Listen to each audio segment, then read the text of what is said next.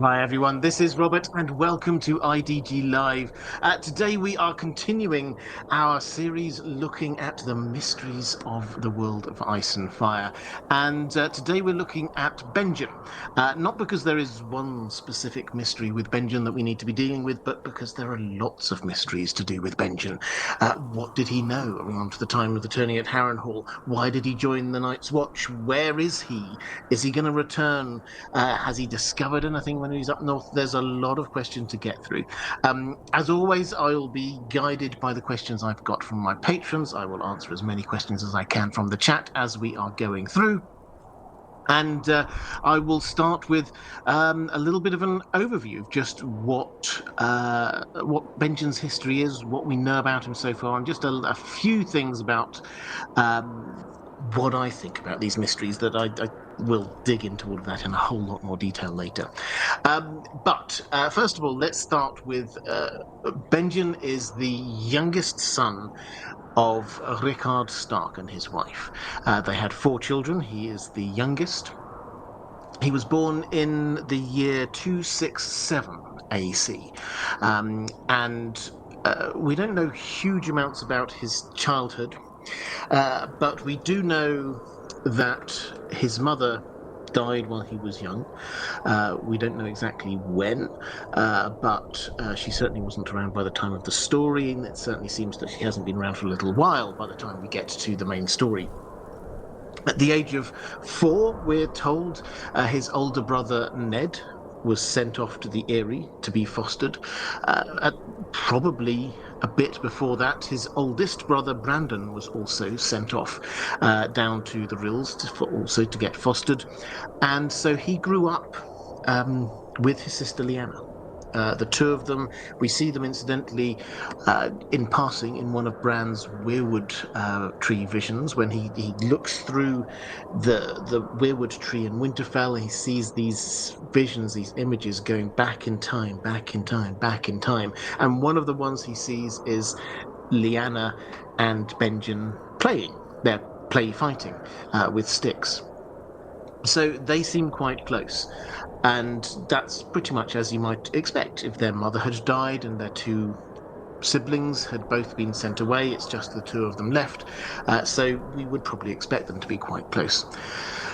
At the age of 13 or 14, he, along with all of his siblings, went to the tourney at Harrenhal. Now, this was a big thing. There had been a winter, quite a long, harsh winter. And Westeros emerged into spring. They thought it was spring. They later called this the year of the full spring, but everyone thought that this was spring. Winter was over, and Rickard Stark sent all of his children, or allowed all of his children, to go to this tourney, which was quite a thing because Starks often kind of stayed away from that kind of thing. But he sent all of his children down there. And as I say, Benjen was probably around 13 or 14 at this age. This will have been his first real experience out in the big wide world. He probably went to a few sort of holdfasts and places in the north before, but this was probably the first time that he'd been down south and to a big tourney and to a place like Harrenhal. We get a few. Obviously, with Harrenhal, there's still a huge amount we don't know, but we do get a few little snippets of what was happening there. And what we do see is that, again, he's close to Lyanna. When Lyanna is there saying somebody needs to avenge Howland Reed for what was done to him when he was beaten up by those squires, and somebody should be entering the tourney for his honor, and then Benjen's there saying, "Yeah, and I know how to get some armor and a horse and things like that." So he's there supporting her. He also teased her at one point, and she poured, I think, wine over his head. This is a close sibling relationship. He knew which buttons to press. He also immediately came out in support of her. So the implication is that if she was up to anything there, then he would have been not too far behind. Anyway, the tourney finishes, and not too long after that is going to be the wedding of Brandon, Benjen's oldest brother, and Catelyn, who will obviously later become Catelyn Stark, but she was Catelyn Tully at the time. Now, Rickard, their father, obviously wanted to be there, but as we know, there must always be a Stark in Winterfell, so they had to do this kind of strange swapsy thing. Benjen headed all the way north up to Winterfell, and when he got there, he kind of tag teamed his father, and then Rickard came down south. It's as he is heading down south and heading towards Riverrun, where the wedding will be, that's when news breaks that stuff's happened. The stuff here is that Brandon has left Riverrun, and he's gone racing. First of all, it appears racing after Littlefinger, but then he hears a rumor, or he gets told that Rhaegar has abducted Lyanna. And he rushes down to King's Landing, where he tries to confront Rhaegar. Rhaegar's not there. He gets captured by the Mad King. The fathers of Brandon and all of his friends get summoned, and Rickard's already on his way. So he gets there, and Robert's rebellion kind of ensues from that point. But through all of this, we have Benjen, who's up in Winterfell. So he's kind of away from all the action, and there must always be a Stark in Winterfell. So even when Ned Stark, who manages to get out, he's at the Eyrie when all of this kicks off. He heads out, manages to get himself overland, across the Bight in a little fishing boat, manages to work his way up to Winterfell. Benjen is there. I'm sure they touched base. They talked about a few things. We will come back to that in a moment. But when Ned headed down south for the war, Benjen stayed in Winterfell. We hear nothing about that. We don't know any details about this. We just know that that's where he was. At the end of the war, then we get people coming back to Winterfell. First to arrive seems to be Jon Snow with his wet nurse, who Ned has sent him up there. Second appears to be Cat, who by this point is married to Ned, and she's got a newborn, Robb. And then third, Ned himself arrives up in Winterfell. The writing isn't, in case you're wondering about the order, the writing isn't 100% clear here. Perhaps Ned arrived at the same time as Jon. Probably, if you're reading between the lines, probably he sent Jon on first. But in any event, Benjen waited for Ned to arrive, and then he went and joined the Night's Watch. Now, why is a big mystery. I will give my reasons for that in just one moment. But what followed was the next decade and a half. He seems to have done a good job at the Night's Watch. He rose up to First Ranger. The structure of the Night's Watch is you obviously have the Lord Commander, and then everybody in the Night's Watch is kind of like put into these. When they become a member of the Night's Watch and they swear their vows, they get put into one of these three different pots. You can be a builder, you can be a steward, or you can be a ranger. And the ranger is the glamour job. Really, they're the people who go out and do the things that you're expecting the Night's Watch to be doing, ranging beyond the wall, things like that. They're the fighters as much as anything else. Stewards look after the day-to-day administration of the wall, and the builders build and repair things, particularly the wall. So for Benjen to have risen up to that level of being the first ranger, the most important ranger, shows that he has done well. In fact, we're not really told because there's never a vacancy at that point, but you have to say probably if J.R. Mormont did die when Benjen was there would have been a chance that Benjen would have taken over from him. He was certainly well regarded by a lot of the Night's Watch. He has risen up well. And during this time, he obviously spent a lot of time ranging. We're told at one point that nobody in the Night's Watch knows the Haunted Forest as well as he does. So he clearly spends a lot of time doing the ranging. He also sometimes heads back to Winterfell, acts as a bit of a go-between with Ned Stark, with the Lord Paramount of the North, Warden of the North, And as we get to the main story, he's on one of these kind of little missions down to Winterfell. He arrives there when the king is there. Now, I think this shows we're not really told the ins and outs of this, but I think the clear implication here is that Night's Watch, Jael Mormont, the other leaders, they realise the Night's Watch it has not got enough people, it's not got enough good people, and it's not got enough resources. And the only person really who can sort this out is the king. And so they think, well, who are we going to send to deal with this, who can sort of try and persuade the king in some way, or at least make the Night's Watch look good. And Benjen is there for that reason. So he is there, and it's noteworthy when we actually see him. We see him from Jon's perspective at the Great Feast. He's there. He's actually dressed quite nicely. He's all in black, like the Night's Watch, but this is like clearly.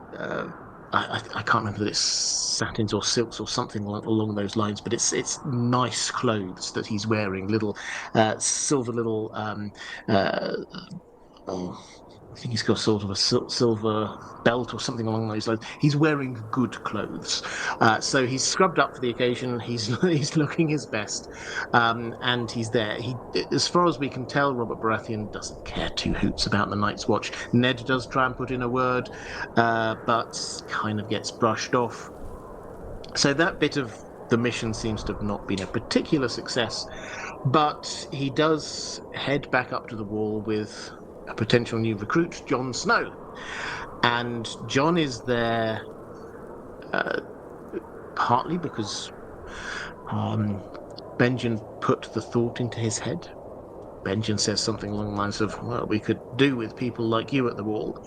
And then Jon suddenly jumps up and says, yes, let me go to the wall. He has been raised on these ideas of being in the Night's Watch as a great and noble calling, don't forget. Benjen immediately is like, well, hang on. You don't know what you don't know what you're giving up here. You're still young. Jon's only maybe 14, maybe 15 at this point. So Benjen's like, you're very young. Come back to me when you've lived a little, and then we'll discuss it. But things shift when Ned realizes he has to accept the offer is probably too weak a word, but the command from the king to be Hand of the King. And Ned realizes he has to go south, and he's trying to work out which of his children is he going to bring with him. He realizes he can't. He says he wants to bring Bran, Arya, Sansa. Jon can't come down. It's very clear because he's a bastard, and so he would just be shunned from court. So at this point, Cat pipes up and basically says, well, he can't stay here either. When you were here, it was all right, but I'm not going to have that person here. Always here, a reminder of my husband's infidelity all this time. He has to go somewhere. And Ned's a bit annoyed about this, but this is the point at which Maester Lewin says, well, yeah, but Benjen did tell me that Jon was expressing an interest in going to the wall. So it sort of finally gets its way through to Ned, and Ned kind of thinks about it and then says, okay, maybe this is for the best. So Benjen heads up to the wall. Tyrion comes with him. And while he's there at the wall, obviously they're starting to get really concerned about what's going on with the events of what happened in the prologue. Also, the wildlings are on the move. Things are getting very mysterious, and so Benjen is sent out by Jael Mormont with half a dozen other good rangers to head up and investigate what something's going on north of the wall. Go and investigate. Come back once you know it. And he's gone for a long time, and eventually they have to accept, yeah, he's probably dead. particularly when 2 of the 6 people who came with him reappear later on in the story. There are those 2, if you remember, there were those 2 wights who they found when Jon swore his oath at the weirwood tree. They're those 2 wights that they kind of drag back down into Castle Black, not knowing that they're wights, and then they kind of animate, and one of them goes to attack Gerald Mormont. Those were Benjen's companions, and so the understandable working assumption from everybody there at the wall is Benjen's also dead. And that's where we leave it with Benjen. Jon insists for a very long time he's not dead. I don't know if he's dead. He's still out there somewhere, but time has moved on, and we haven't had him back. So as a high level, we will dig into all of this in much more detail as we go through the stream, but at a very high level, let's just pick up on a couple of those mysteries and just say where my working hypothesis for what's going on, where I'm at on all of these things. So first of all, why did Benjen go to the wall? I think this is all connected in with the fact that he was close to Lyanna. And he was close to Lyanna at the tourney at Harrenhal. He was there being the person who was ready to find some armor to help out with this plot. And if, as we suspect, the Knight of the Laughing Tree, we were looking at this mystery a couple of weeks ago, the Knight of the Laughing Tree is Lyanna, who would have got the armor for her? It was probably Benjen. Now, when Rhaegar was hunting for the Knight of the Laughing Tree, if he was following the clues, the first clue would be, okay, so there's a horse here, there's some armor, somebody must know where they come from. And back in that time, then obviously everybody, you would know where horses come from. People know the different horses, and even armor. The armorers would put their own marks on armor. So that would be the kind of thing that you could start to trace back. And if you trace those things back, who would you come to? Actually, not Lyanna, but the person who got those bits of armor on the horse, which would be Benjen. So Benjen then probably would lead him to Lyanna, and that means that Benjen would have been aware that Lyanna and Rhaegar met. How much he knew about what happened after that, it's not clear. But if Lyanna was going to talk to anybody in her family, the person that she was closest to was Benjen. Perhaps she even wrote to him in Winterfell, and he got the letter when he arrived in Winterfell. In any event, he clearly did nothing about this. He told nobody about this. And then it was only later that he will have realized him saying nothing, in his mind at least, contributed to the start of this war. Because if he had said something, and I'm sure this is something that Ned would have said, is that if only you'd said, perhaps we could have got in there, perhaps we could have prevented some misunderstanding, perhaps we could have stopped this whole thing from happening. And the Civil War killed thousands, tens of thousands. Benjen is a Stark.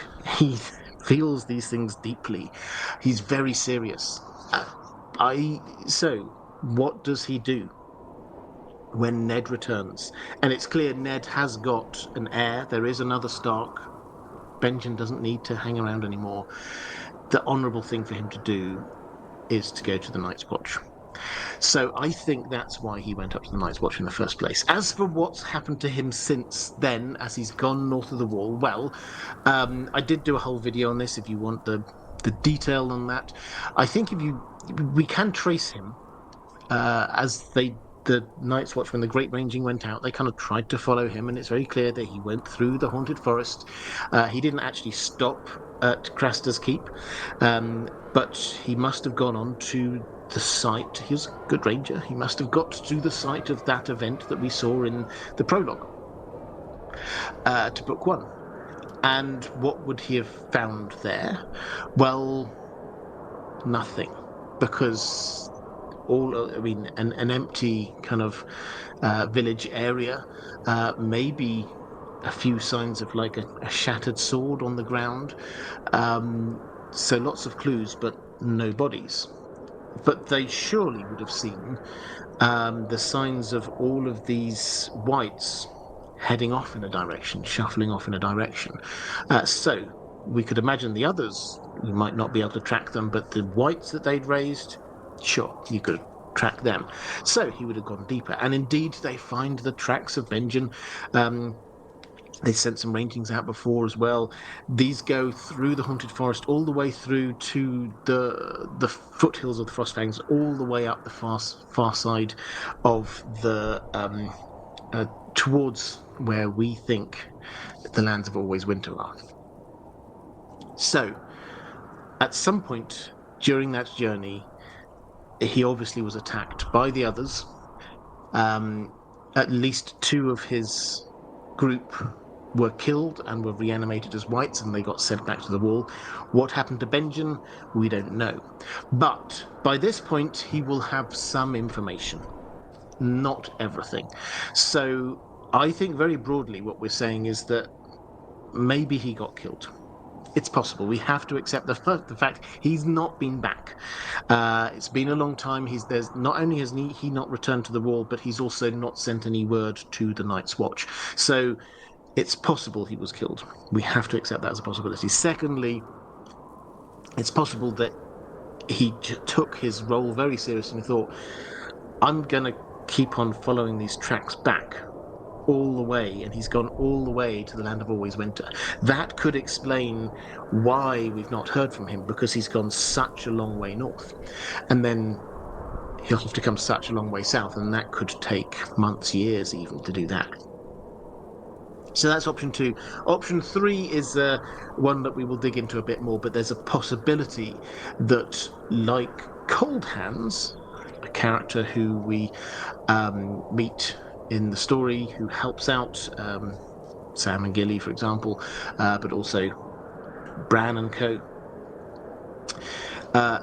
He seems to have been reanimated as an undead, but a good undead. Still in control, not like a mindless undead that the Ice Whites are, but still in control of his thoughts and emotions, and still siding with the people that he sided with before. So that's broadly the third option we've got. So we will dig into all of that a little bit later. But as I say, there's a lot of mystery going on around this, and a lot of theories. I'd love to, if you put your theories in the chat, I'll read out a few of them as we're going along. Michelle Ramo, hi there. Michelle just put in a question via channel membership saying, forgot to submit my question via Patreon. Do you think Benjen may have made it all the way to the lands of Always Winter? Well, just in terms of channel membership, for those who don't know, the best way to support this channel, if you would like to do so, and if you would, thank you. The best way to do that is via Patreon. There's a link down in the description, but if for whatever reason you don't want to do Patreon, then you can become a channel member here. There's a link somewhere on your screen, I'm sure, that will highlight your name a little bit more in the chat, and it's a lot easier to see your comments. But Michelle here saying, do I think Benjen may have made it all the way to the lands of Always Winter? So I sort of covered this just one moment ago, but I think this is one of the 3 broad options I've got, is that the reason why he's missing, that he's been so long, is that he's gone all the way. He took his commission seriously. He didn't want to come back when he'd just found an empty village and the site of where the Rangers in the prologue disappeared, because there wasn't much information new there. He didn't want to come back when his group had been attacked, because although he had an idea, the others are back, he wanted to know more. The Night's Watch would discover the others soon enough. He wanted to know where they came from, what they want. He wanted to actually have answers. And so he carried on. And don't forget, Benjen here, he, like Bran, like all of the Starks, will have been raised on old man stories. So this isn't this isn't new for him. This isn't what on earth is going on there. He will kind of understand what this is he's seen. He will be scared by it, natural human response, but he will understand what it is. But what he will then need is that what can I do to help? What information can I actually get here which will help? Can I get something find out where they've come from? Can I find out what will harm them? All of these questions will be the kinds of things that potentially might drive him for sort of even further north. Right, let's go to, I think I had some more questions here in the chat.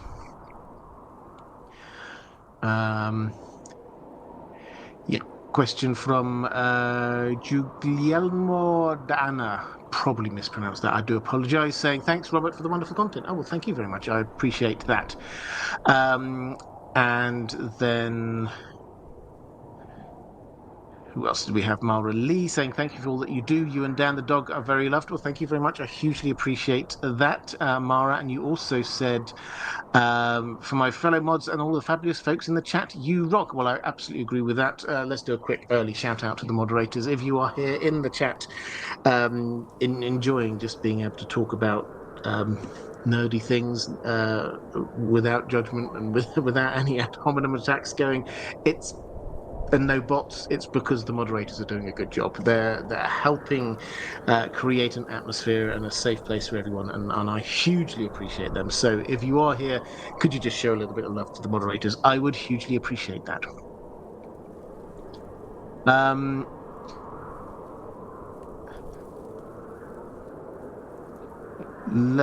Andrew K saying he expects Benjen will be a white on the side of opposing the others, adjacent to Cold Hands. Further highlights those sorts are vital to oppose them.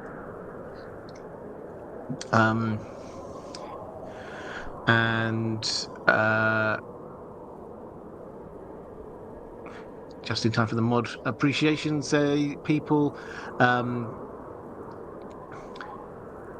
And Michelle Rimo and Weirwood saying makes sense because he disappears from the story. He's never mentioned again. He has to have died, and Benjen doing it would make a lot of sense. Who is this? Sorry, you were talking about Wallace vanished without a trace. Yeah, so lots of theories going on there. I mean, the idea that he is sort of undead like Cold Hands, I quite like. I mean, obviously they went roughly along those lines on the TV show, which we shouldn't take as a particular steer one way or the other. They seem to have combined his role with that of Cold Hands. Now, for those who don't know, in Cold Hands we obviously have this character in the books, Cold Hands, who is a ranger, was a ranger, and is clearly on the side of helping the good guys, helping out Bran, helping out Sam, people like that. We have a little insight here, which is quite a rare one, and honestly, I can't remember exactly how this got leaked, but it's now out there that it doesn't feel like a leak anymore, that we've got a little photo of a page from a manuscript that George R. R. Martin, before he sent whichever tome it was, Feast for Crows perhaps, before he sent it to, when he sent it to his agent, she scribbled some things, notes in the margin for him, one of which was just a question she wrote. I think this is Benjen. Is this Benjen? And George R. R. Martin very clearly wrote no next to it. So we have that clearly from him that this isn't Cold Hands is not Benjen, but that does not mean that Benjen might not appear like Cold Hands. What we have increasingly is, unlike the TV show where they tried to make it, well, you've got the army of the living against the army of the dead, increasingly it's going to get a little bit more muddy than that, because we have yes, we've got the army of the dead, but who's facing them? Well, Jon Snow's going to be quite key to facing them. and he's come back from the dead. So is he an a fire white? Perhaps. We've had Beric, who's obviously seemingly been sort of on the side of peace and righteousness in his own way, at least. He was a fire white. Lady Stoneheart, similarly, is a white. Melisandre gives all the hints that she might be some kind of undead white. Hold Hands is there. This is not the living versus the dead. This is a lot more complex than that.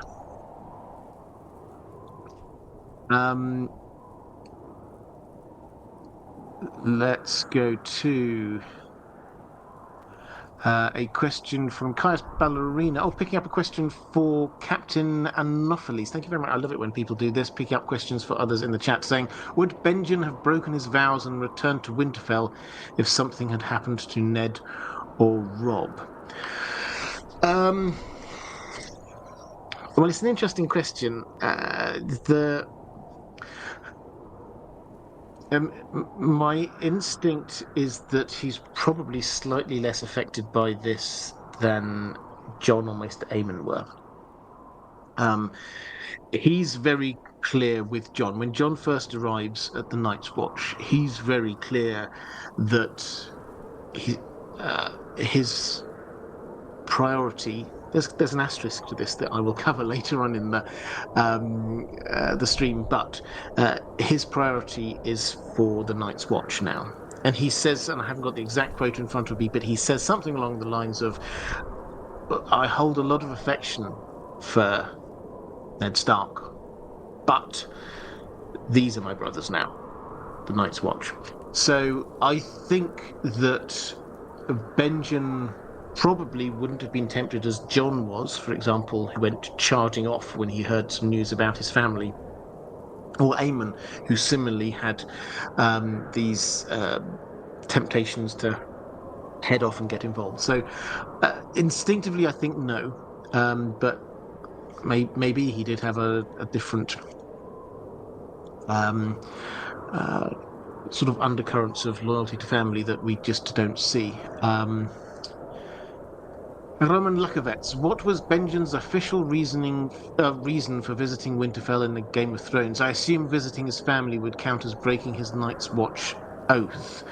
Yeah, actually, I might combine this with a question from Sarah Arpegos, saying, this is from Patreon, saying, hello, Robert. One thing that struck me as curious is that all the Stark kids seem pretty familiar with Benjen and care for him, suggesting they see him a lot. This seems rather weird for the Night's Watch. Mormont doesn't. Do you think that was a condition for joining or just a Stark perk? So why is it that Benjen gets to go down to Winterfell when others don't get to leave? Well, it's an interesting question. And I think there's a couple of levels to this. First of all, there is a... Jeor Mormont does understand politics with a small p. And he understands the importance of keeping in the good graces of the noble families who still support the Night's Watch. As an example, we get, when he's talking about Waymar Royce, who was the guy who led the ranging north that we see in the prologue, he, if you remember, he comes across as being quite a sort of an arrogant noble. He's relatively newly arrived at the war, relatively newly a member of the Night's Watch. He's there in his opulent, lordly clothes, nice shiny sword, and Jeor Mormont, when he's sort of reflecting on this, he says that he probably shouldn't have sent him out that early, but he had to be aware of not offending House Royce. So he sent him out with a couple of his best people, which is an interesting insight, because it basically says that Jeor Mormont understands that the Night's Watch has very few friends these days. And so you don't want to offend him. The last thing he wanted is Waymar Royce writing back saying, I thought this was going to be great. This is terrible. How dare you have sent me here? They treat me like dirt. Um, House Royce would probably not have sent any more of their nobility up to the wall for a little while. So Jael Mormont is very aware of this, and he certainly seems to have used Benjen as a way to stay in with the good graces of the Starks. So that's one level. As far as we can tell, just to sort of pick on what Sarah was saying about how the kids seem familiar with him, we don't have a count of how many times he went to Winterfell. It seems that he went there sometimes, but not a lot. He spent a lot of time ranging north of the Wall. He obviously spent quite a bit of time at the Wall. So we're not talking he was down there like a few times a year or something. He seems to have done a few visits, maybe every 2 or 3 years he'll be down. That's the kind of feel we get. It's not all the time, but enough to keep up good relations. And at a very basic level, again, just thinking about this politics thing, this does work. Is that this is the member of the Night's Watch that the members of House Stark see all the time, and he seems very happy with his lot there. He comes back, he seems to be well dressed, and Jon is like, sign me up. So it does seem to work on one level, that people seem to think, yeah, okay, the Night's Watch is a good place to go. So that's the first level. Jael Mormont was playing a little bit of politics with a small p. The second is that Benjen was acting as a bit of a go-between to his brother as Warden of the North. Now, we see this from a few different angles. We see that he's written to Ned before the king arrived. He wrote, Ned says, my brother tells me that.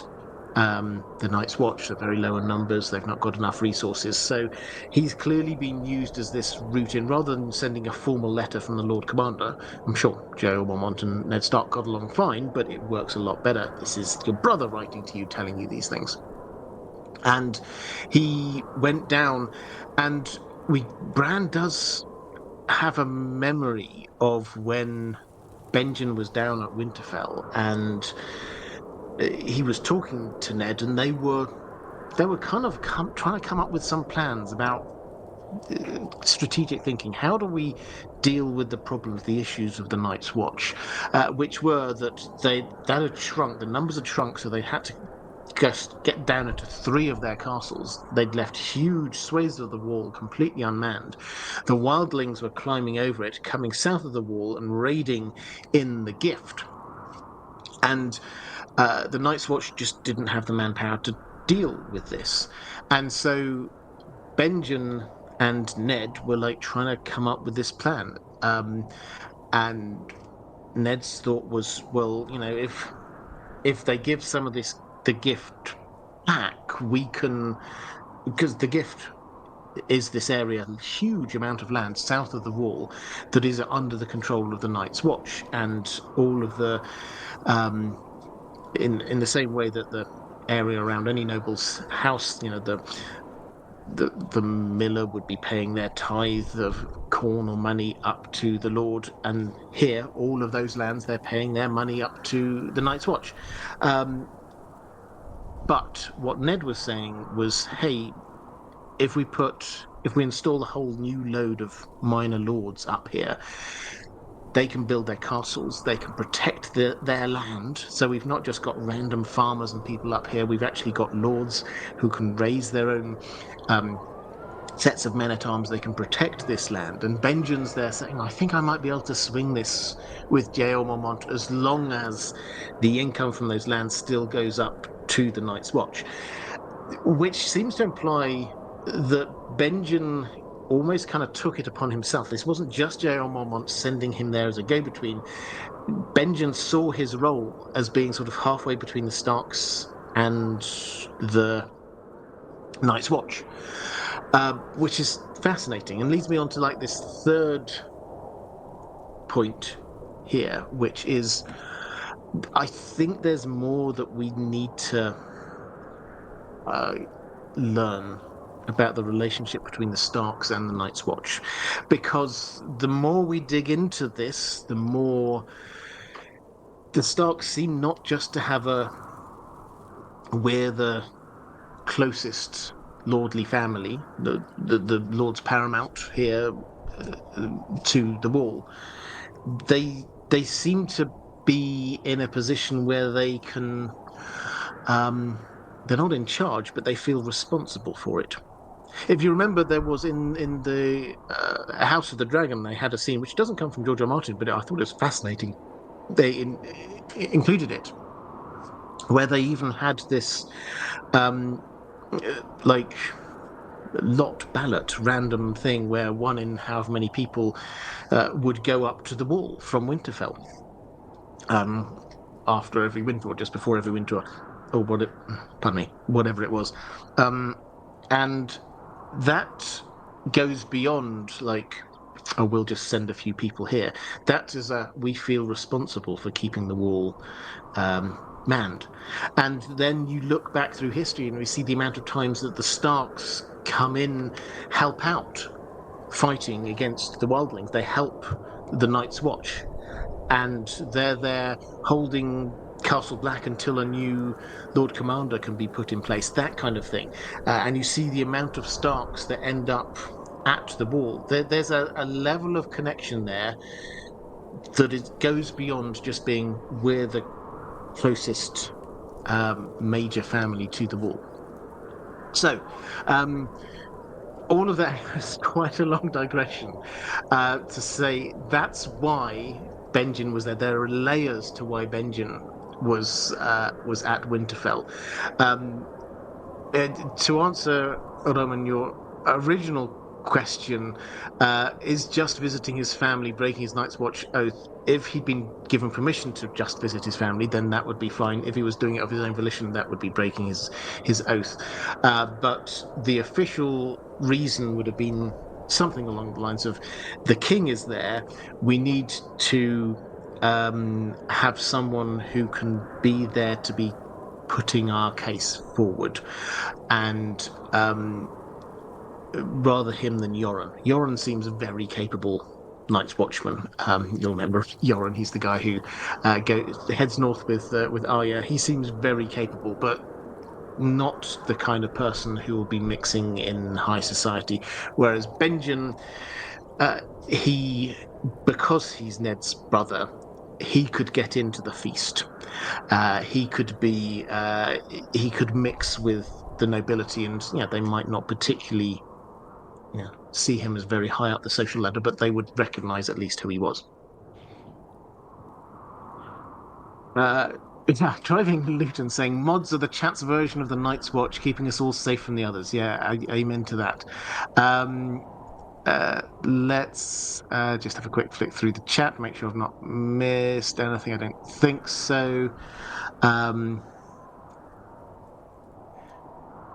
Yeah, okay, let's go to some questions from my patrons. And Madeline Tyrell Dane saying, hi Robert, how much do you think George R. R. Martin will reveal about Benjen's fate? Will it be confirmed, implied, or left a complete mystery? If we get answers about Benjen's fate, what point in the story do you think they will come? And which character will discover them? My general view is that this is set up as a huge mystery. This is one of the drivers of the action in the first couple of books of A Song of Ice and Fire. We kind of forget about how big a mystery this is suddenly set up to be, because the story has moved on, because he's disappeared for so long. But the Great Ranging, one of the reasons for the Great Ranging is to figure out what on earth happened to him. And he's gone, and then we tie it in with we know what happened to some of the people who went north with him. What about him? And then Jon again and again saying, no, he's not dead. I'm I believe he's not dead. So, as we've had that set up, I think it's reasonably clear we will get an answer to this. It's not just going to be left hanging. We will get an answer to this. Now, what kind of answer we get, it's not 100% clear, but I think that there are a few options. Option number one is he comes back in some way, shape, or form. Either he's alive and he arrives back at the wall, or if he's a bit like Cold Hands, then he meets up with somebody north of the wall, or perhaps Bran sees him. One very intriguing line. This was from a long time ago, maybe 10 years or more ago, that George R. R. Martin has come out with, talking about the Winds of Winter and A Dream of Spring. He says, and we will go further north than we ever have done in the story. And that's interesting because you have to ask, well, how? Who's going further north? So Bran is not, we think, going to head any further north than he has already, physically head any further north than he has already. I don't think at the moment we're expecting any of the characters at the wall or in the north to be heading an expedition all the way north to try and find out what's going on. That's not on the radar at all. Maybe George R. Martin will go that way, but that's not on the radar at all at the moment. So how will we see that much further north of the wall? I mean, I think the two obvious possibilities are either Bran sees it, as Bloodraven tells him, you will get to see beyond the trees. Maybe he will look all that far north. He's already seen this in a vision, if you remember, all the way back in book 1. He saw a vision of the Heart of Winter. So maybe that way. Or the other thing is, who's the character who's headed off north and we don't know where they are? Benjen. So he's one of the possibilities about that. When will this happen?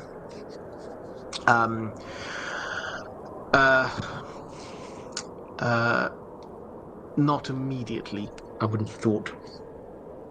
My general take is that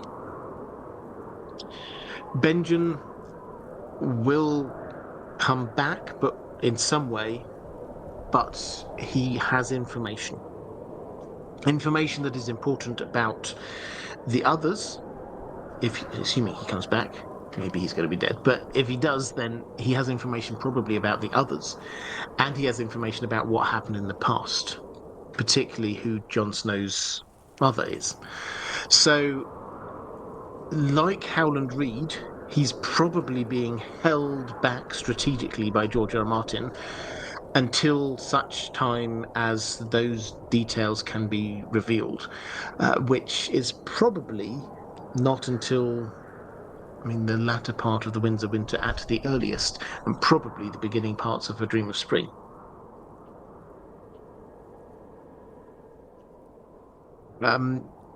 Let's go to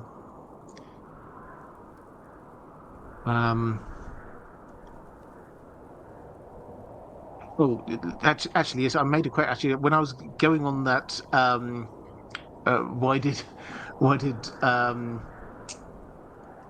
was Benjen in Winterfell thing? I actually copied out the quote, and rather than go past it, slightly out of context now, but the quote from Bran when he's thinking about that meeting between Ned, his father, and Benjen. His lord father had once talked about raising new lords and settling them in the abandoned holdfasts as a shield against wildlings. The plan would have required the Watch to yield back a large part of the gift, but his uncle Benjen believed the Lord Commander could be won round, so long as the new lordlings paid taxes to Castle Black rather than Winterfell. It is a dream for spring, though, Lord Eddard had said. Even the promise of land will not lure men north with the winter coming. Note the dream for spring reference there. But yeah, that's I think shows the kind of relationship that the two of them had. This was Benjen being a kind of a go-between. Let's go to a question from Zvibo saying, "Hi Robert. At the meta storytelling level, it feels like keeping Benjen out of the way has been almost essential for George R. R. Martin, given the knowledge he must surely have had about some of the key mysteries around the other characters. But it feels like he surely still has some sort of a role to play one way or another. The Chekhov's gun of the Starks. Chekhov's Stark. Do you think he will ultimately have a role to play in revealing some of the truth about Lyanna, the tourney at Harrenhal, the Tower of Joy, and Jon, and perhaps the White Walkers too now? And is there anything only he uniquely would know that couldn't also be revealed by Howland Reed? And Gina Z similarly says, Happy Thursday, and to you too. Is it necessary to the overall story for Benjen to be alive? That is to say, does he possess any knowledge that Howland Reed doesn't have? It feels to me that Benjen could simply have perished in the cold and we might never get the answer to this mystery. Right, so does he possess any knowledge that Howland Reed doesn't? Because if we're saying, he has to come back because he has to impart this knowledge, I think the answer is probably yes. I mean, we shouldn't put these things past, because if we're in a magical world, Howland Reed could have learned a whole load of stuff. But in terms of the backstory, then he was there with Lyanna at the tourney at Harrenhal. And so he will have known firsthand and will have been able to witness in a way that most other people wouldn't. Certainly Howland Reed probably wasn't witness to what we assume is them, if not falling in love then having some kind of a connection. That's a bit of information that he has that Howland Reed probably doesn't. And added to which, the Night of the Laughing Tree. That whole story there, he is the person who probably enabled that. So he's the person with all the information. Now we can get someone like Howland coming up and saying, oh yes, and Ned told me that Benjen told him that Lyanna was the Night of the Laughing Tree, and we can say it like that. We don't need Benjen to arrive back, but it coming firsthand certainly does seem to feel a lot better. And then secondly, there's also connected to this that they were close, and he went back up to Winterfell while she seems to have stayed after the tourney, while she seems to have stayed somewhere in the Riverlands. Now, we're not told where. All we're told is that she was at Harrenhal for the tourney, and that when she got picked up by Rhaegar some months later, it was from near to Harrenhal. Now, by the fact, sort of laws of omission, it seems to imply that she wasn't at Riverrun with her older brother. All the information we have about Rickard seems to suggest that he probably wouldn't have lost this opportunity for her to be, if not fostered somewhere, then to make contacts with people in the south. We know that she stayed somewhere. My best guess is that she stayed with House Went at Harrenhal. She was there at just after the tourney at Harrenhal. She was there when Rhaegar picked her up a bit later. It makes sense. So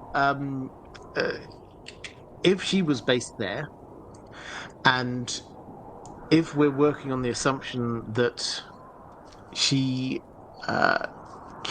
came up or agreed to this plan in some way to be going off with Rhaegar, that she wasn't abducted, in other words, she would have told someone. I think, for me, yes, she might have been the kind of person who just rushed off on adventures and things like that. Who knows? But if she was going to tell anyone, it would have been, she would have known. Brandon would have been angry. Ned was best friends with Robert Baratheon, who she was basically engaged to, so he would not be pleased. Her father almost certainly wouldn't take this very well. So who else is she going to do?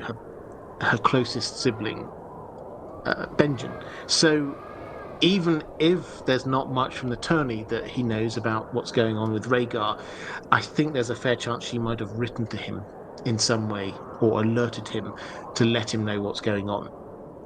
So I think the answer is yes. There is, even if we can get all of this story through other means, and there are other ways that we can get this. Howland Reed might have found out some of it. Some of it. Bran might go back through time and look through weirwood trees, and who knows? Maybe he'll go through the weirwood tree at Harrenhal, and he will see them meeting there. These kinds of things George R. R. Martin could try to do. But if we're going to get a first-hand account, it's going to be from Benjen.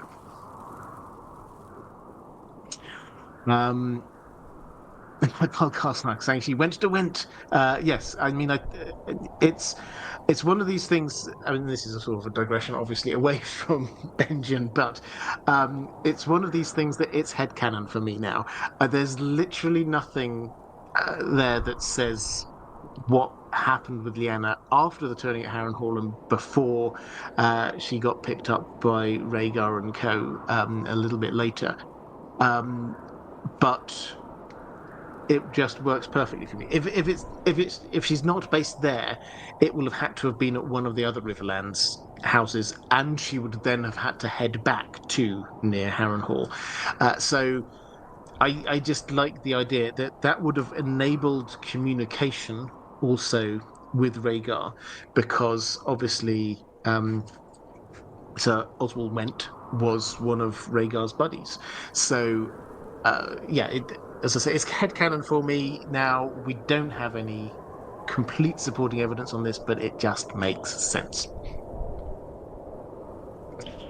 Lady Pushkin saying, I'd like to think they were obviously going to say something, but by then it had all got out of hand. Yeah, I think that's exactly what my take is as well. I think that probably we got into this kind of situation where Lyanna, when she went off with Rhaegar, I've talked about this before, but we have to remember this is effectively a medieval society. They don't have email, post, whatever. If you're not somewhere where you've got a maester who can write something for you and attach it to a raven, you're out of contact with people. So given the fact that all it would take was a month's journey for them to head down to the Tower of Joy out of communication, by the time they resurfaced and got the news, it would have all been too late. The continent was already well on the way to civil war by then. So it's entirely possible that she then could have maybe even, again, this is speculation, maybe she even then wrote up to Benjen and said everything to Benjen, and Benjen didn't know what to do, waited for Ned to arrive, and Ned's like, he could have said something earlier. But Ned by that point decided, I have to go through with this now. The world is at war. I have to go down south. I have to try and find her. Me trying to explain to Robert Baratheon, who is absolutely livid and going out there and hitting everybody in the head with his warhammer. This is not going to work. We have to ride this through, get rid of the Mad King, who's bad news anyway, let's face it. Then I'll try and find Lyanna, and then we'll deal with this. That kind of makes sense to me, as things just got out of hand. Benjen feels bad because he could have said something, should have said something a bit earlier, but by the time Ned's there, it's all a bit too late.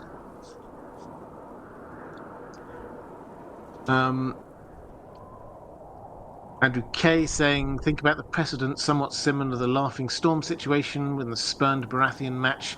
Not likely that they could foresee how out of hand it would become. Yeah, exactly. I don't think, and Rhaegar was very focused on prophecy, so he wouldn't be thinking about he would be thinking, this is the most important thing, everything else is less important.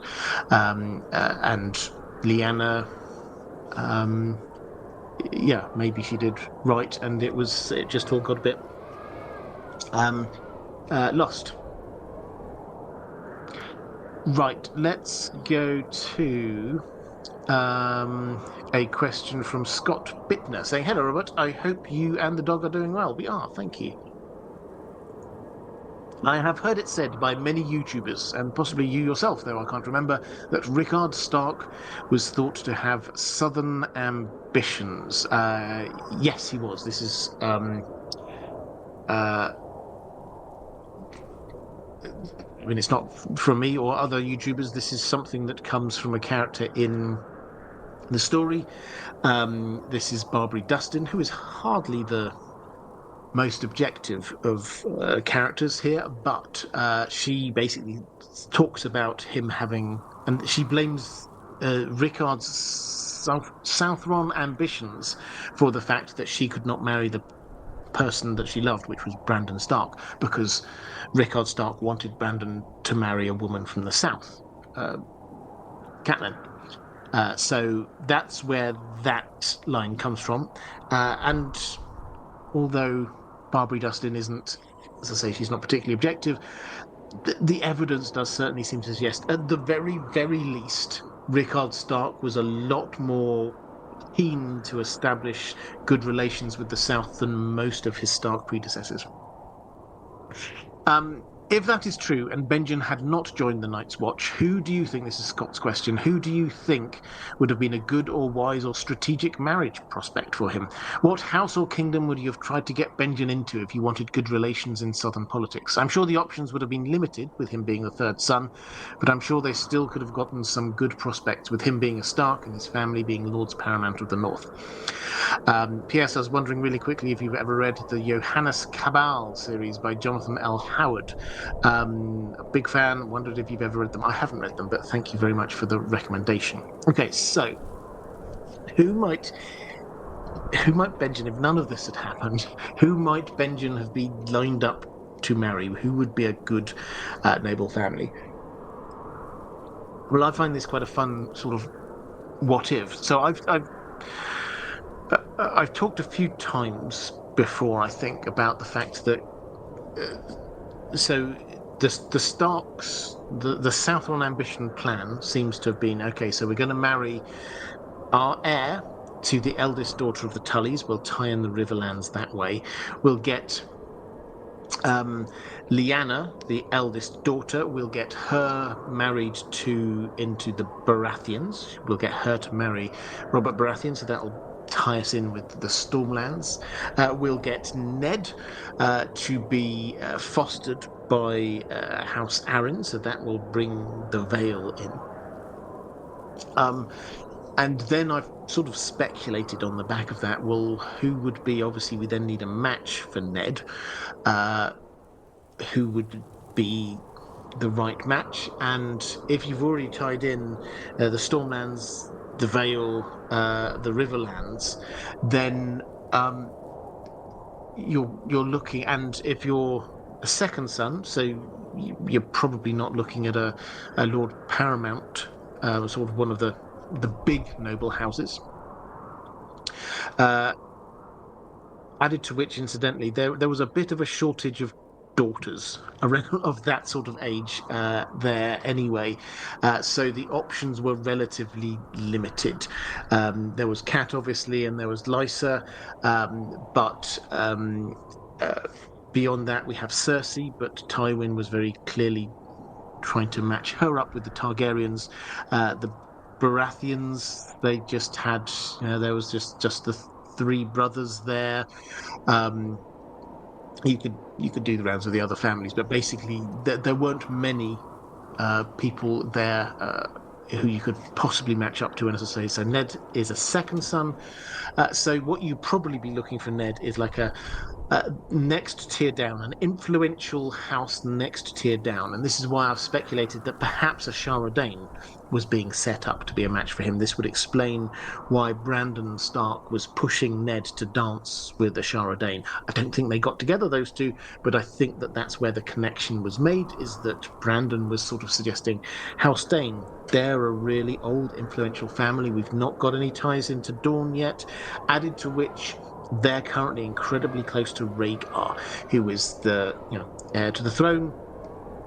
Ashara Dane is there with Elia Martell's handmaid, and obviously Arthur Dane was besties with Rhaegar. So that kind of match looks about right. So then you have to say, so Benjen, he's the third son. Now, I think very broadly there are three options, three types of options. The least likely, but still possible, ironically, is that he could have gone to the wall.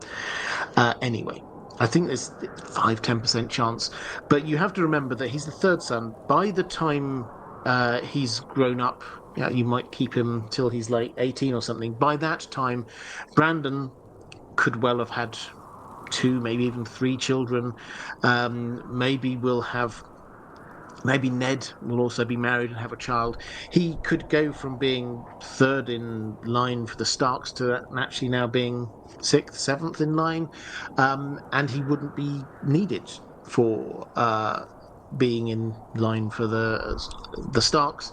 And if the Starks were taking it, we don't know what Rickard's approach to the wall was. The assumption was the same as the rest of the Starks. If they wanted to help out with the wall, maybe, and if he wanted to go there, maybe that would be it. As I say, it's a small possibility, but that's a possibility. Similarly, potentially down to the Citadel, though, Benjen doesn't come across as a particularly maesterly-like figure. So that's the first one. The second one is maybe Rickard, although he has these Southron ambitions, maybe he will have thought, I probably do need to shore up support at home as well. He will be aware of the fact that if he's marrying all his children to families in the south, families in the north who will have been thinking, oh well, maybe we could marry into the Starks, because that's what had happened all the time. They will be a little bit disgruntled, so maybe he will just like say, okay, we can have another a marriage here, and we'll get him married to somebody from the north. So, for example, we talked about Barbary Dustin a bit earlier.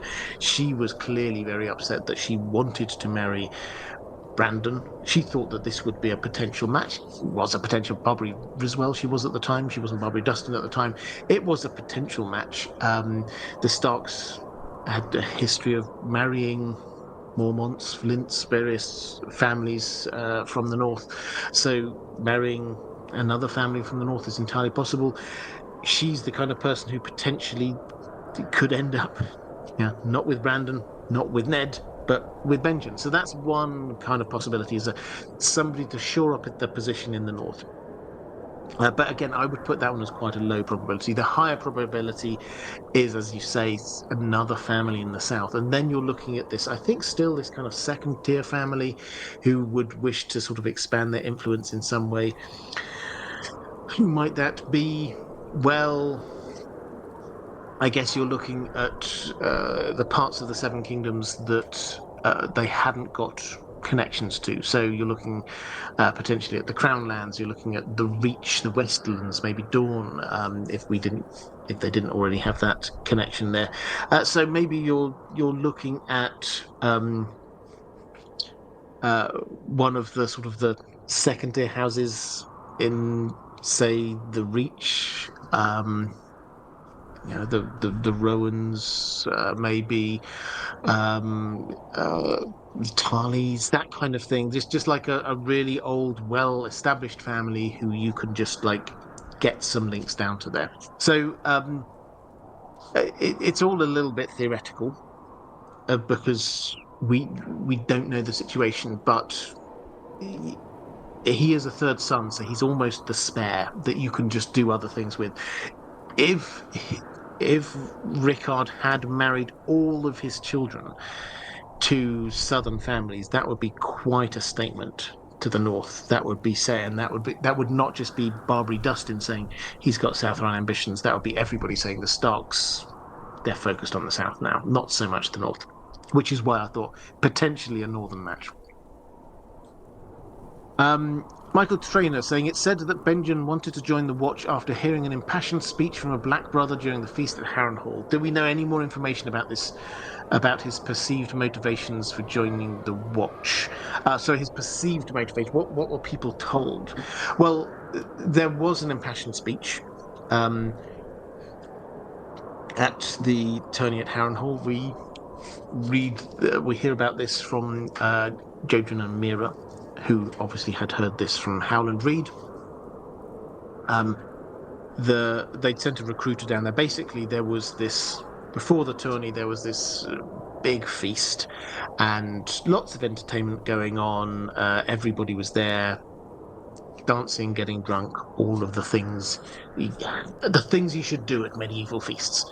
And Rhaegar was there and sang songs on his harp, and he made Lyanna cry, we're told. And this is the point at which Benjen kind of poked fun at her, and she reacted to that. The impassioned speech, as far as we can tell, nobody reacted strongly enough to head up. We don't have any records, I think, of any members of the Night's Watch who had joined specifically because of that.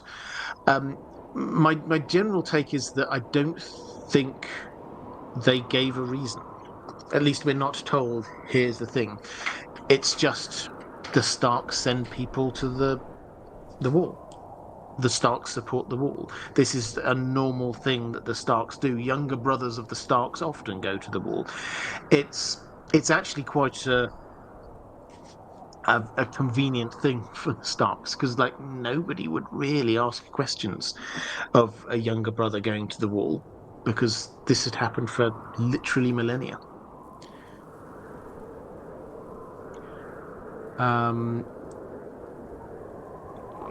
Hub sent one IDG Live gift membership. Thank you very much. I hugely appreciate that. Yeah, if you're a member for a while, you can send gift memberships to other people. So thank you very much. And to Cannibal the Dragon, which has come up wonderfully. Cannibal the Dragon received a gift membership by Hug.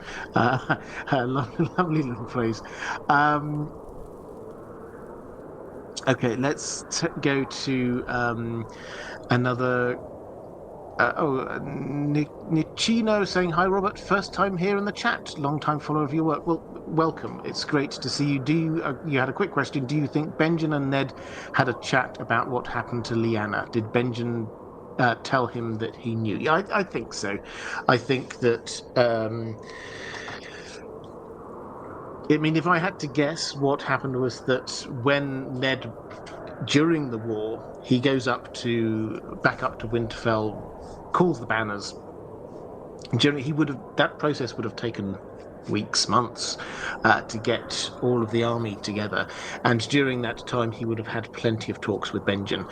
And I think at that point, Benjen told him what was going on, and Ned said, well, you have to stay here. There has to be a Stark in Winterfell. We'll talk again when we get back. I'll try and fix this. That's in my mind, that's basically what it was. It was like, okay, I have to go down south now. I have to fight in a war. I can't stop the war. The people who are here most pushing for this war are not going to stop, and they definitely wouldn't stop if I said this is all a big misunderstanding. Actually, Lyanna loves Rhaegar. That would not work. So in my mind, Ned goes down, says, we'll deal with this war, we'll deal with Lyanna, we'll sort this out somehow, and we'll talk again when we come back up. When he comes back up after the war, that's the point at which I don't think Ned sent him there. I think this was Benjen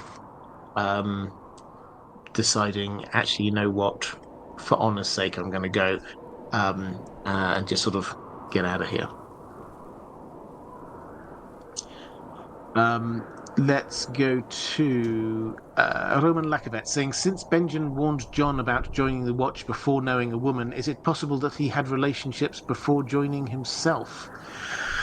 Yeah, it's possible. He says this in a kind of an odd way, in that he sort of says, no, you don't know a woman. You do not know what you're giving up, he says. And he kind of frames this to him as like you don't know the love of a woman, you don't know what it's like living out in the world kind of thing. But also, if you go in with this idea that Benjen knows who Jon really is, then he's also thinking, but if you join the Night's Watch, that's it. You're giving up all claims you have, but you do not know all the claims you actually have. So it's kind of layered there. And I think you also have to say, if you agree with what seems to be going on here, this is the sister that he was really close to, and this is her only child. And he's thinking also, you know what? Lyanna's not here, but this guy here is giving up the chance for her to have grandchildren. On a very human level, you can kind of understand why Benjen is like saying, well, just wait. I don't think it necessarily implies that Benjen himself, like, fell in love with a woman and or slept with someone or whatever, and then joined the Night's Watch, or that he didn't. I don't think the implication is there one way or the other. I think he is at this point actually just selflessly thinking about Jon and all the things that Jon would be losing out on.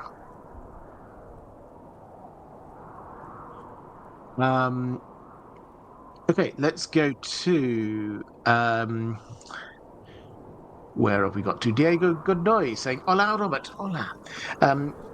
The last time that Ned speaks with Jon, he tells him that the next time they see each other, they'll talk about his mother. Did Benjen know about this? Was there a consensus between Ned and Benjen to share this? Thanks. Yeah, so that's a show only thing, unfortunately. We get this. It's a really good scene. I like it. You'll remember that they're heading out from Winterfell, and then Ned and Jon are there. The road goes north or south, and Ned says, "Next time we speak, I will tell you about your mother." And then they part. One goes one way, one goes the other. It kind of adds to the poignancy that we know they never would meet. He never would be able to tell Jon that. Now, there's also the line that you get with Benjen, when Benjen is going north of the wall on that little ranging to try and figure out what on earth happened to Waymar Royce. Then he's heading off, and just before he goes, he says to Jon, "We'll talk when I return." Now, a lot of people have wondered whether this means that they've Ned and Benjen, because we know in a throwaway line that Ned says, I need to talk to Benjen about this, about Jon going to the wall. Whether or not actually what's going on here is that Ned said to Benjen, "You've got to tell Jon who he is," and I would tell him, but you need to tell him. My kind of take is, this is a secret that they are keeping from Jon for his own safety and because they promised Lyanna. So I think that the idea that they would tell him when the threat was still there, I think that is that seems unlikely to me. And the threat still being there is Robert Baratheon being king. As long as Robert Baratheon is king, then Ned knows him. He's not going to change. We see when we go down to King's Landing, he's there. He hears that Dany has fallen pregnant, and he's immediately there saying, "Right, we need assassins." He will absolutely want Jon dead if he learns about it. So I think the idea that they would just randomly tell Jon the truth at some point doesn't hang right. However, I do quite like the idea that Lyanna said, when it is safe for him to know, tell him who he is. I like this idea because we're told it's promises. Ned remembers promises he made to Lyanna, not just a promise, not just keep him safe. There's promises, and I think one of those promises, it would make sense from this mother who knows that she's going to die, is you have to keep him safe. But when it is safe to let him know, let him know. Promise me you'll tell him who he is. I suspect this is also tied in with this idea of the statue that Lyanna's got there in the crypt. Ned did that so that Jon could, at the right time, see what his mother looked like. She shouldn't have had a statue there, but he insisted that a statue of her was there. And then we get, when Ned is in the Black Cells, he's there thinking back on promises he has not kept, and that would be he did keep a promise to keep Jon safe, but he hadn't managed to tell him who he was, even after Robert Baratheon had died. So the argument that is sometimes put is that Jon Snow would be safe once he's made the Night's Watch vows, because, like Maester Aemon, then he's safe. He's given up on any claims, so Robert Baratheon would just leave him be, like he did Maester Aemon. Personally, I think there's a massive difference between a nearly 90-year-old, as Maester Aemon would have been there, and letting him stay and live out his last days at the Wall when clearly he couldn't do anything, and Jon Snow, a very young, charismatic person with a claim to the throne. That, I think, would be a very different situation.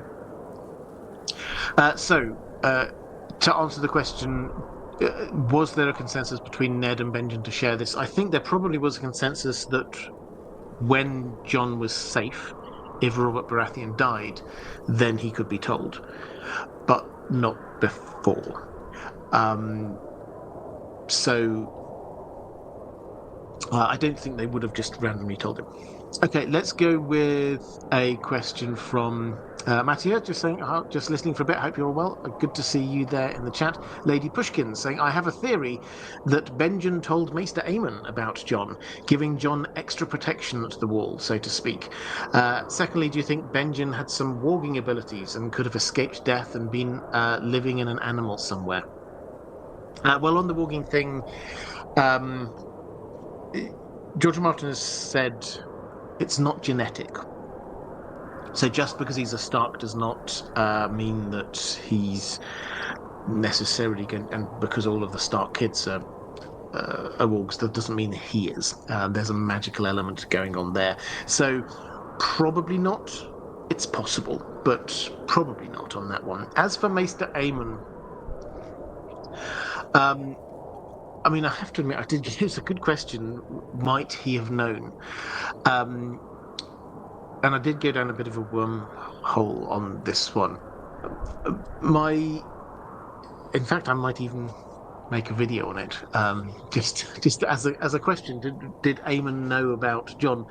There are a lot of Easter eggs with Aemon and Jon. It has to be said that, and in particular, you get the conversations with between the two of them when Aemon is comparing Jon to Egg, who we know was Egg from Duncan Egg, and let the child die, let the man be born, kind of thing. He's talking this about Egg having to step up, and this is like, who is Egg? Well, Egg was somebody who, when he was younger, he was a secret Targaryen, and then he became king, and so this is like, ooh, there's something going on here. There's also a lot that Aemon clearly sees something in Jon. It was him who's like lobbying for Jon to be made a steward, suggesting the reason why he's there is to help out, to learn about how to become a Lord Commander. He sees him there as great potential. He tries to help him out, leave him. He'd left him the Jade Compendiums. Put a little bookmark in, said you'll find this bit interesting. So he clearly is very supportive of Jon,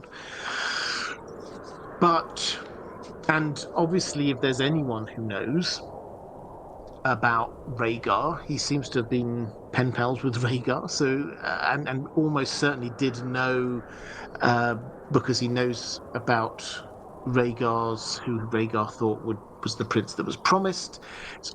It sounds entirely likely that he might have said um, that he was, or Rhaegar might have said that he was looking for 3 Targaryens. There must be another, and it's entirely possible that he might have sort of written to um, Aemon about Lyanna. And Aemon's not stupid. He will have seen that Rhaegar and Lyanna went away. Rhaegar desperately wanted another child, and then Ned Stark comes back up north with a baby. So might he have put these things together? It feels like a whole load of kind of coincidental stuff that maybe you would expect an intelligent guy like him could have figured it all out. But the fact is, there's no evidence that he acts in any way that Jon is a secret Targaryen.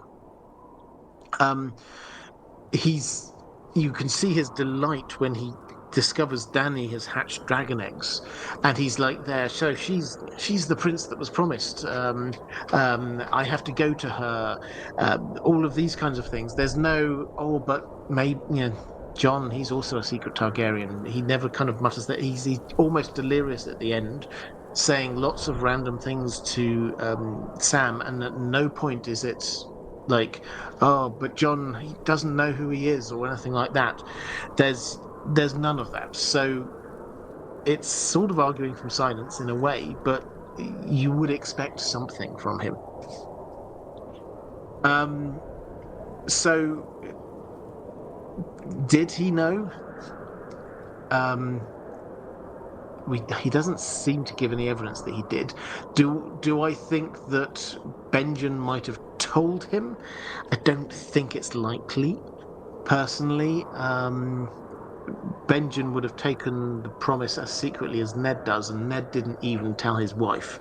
And so the idea that Benjen would have gone, oh, this person over here, I'll let him in on this biggest secret that I carry around with me to my death. That doesn't quite fit with it. Added to which, he's not a member of the family.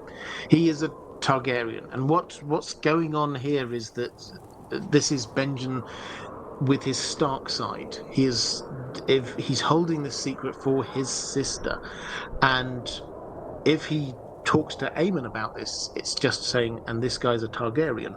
And who knows what the Targaryen bit of Maester Aemon would then want to do. Would he then go, well, in that case, we should raise him up to be a leader and challenge Robert Baratheon? Benjen wouldn't know. But that wouldn't be what Lyanna presumably would want.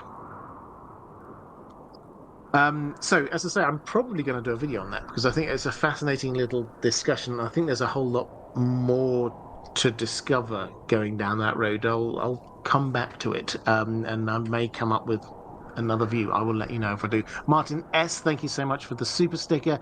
Jorlum 25, do you think that the others might have captured Benjen to have a continuous supply of Stark blood, given the importance of powerful blood in magic? It's an interesting question. Stark blood, you could argue, yes, is powerful because they're kings of winter of old. Benjen was never the Lord of Winterfell or a King of Winter, so it's just the Stark blood.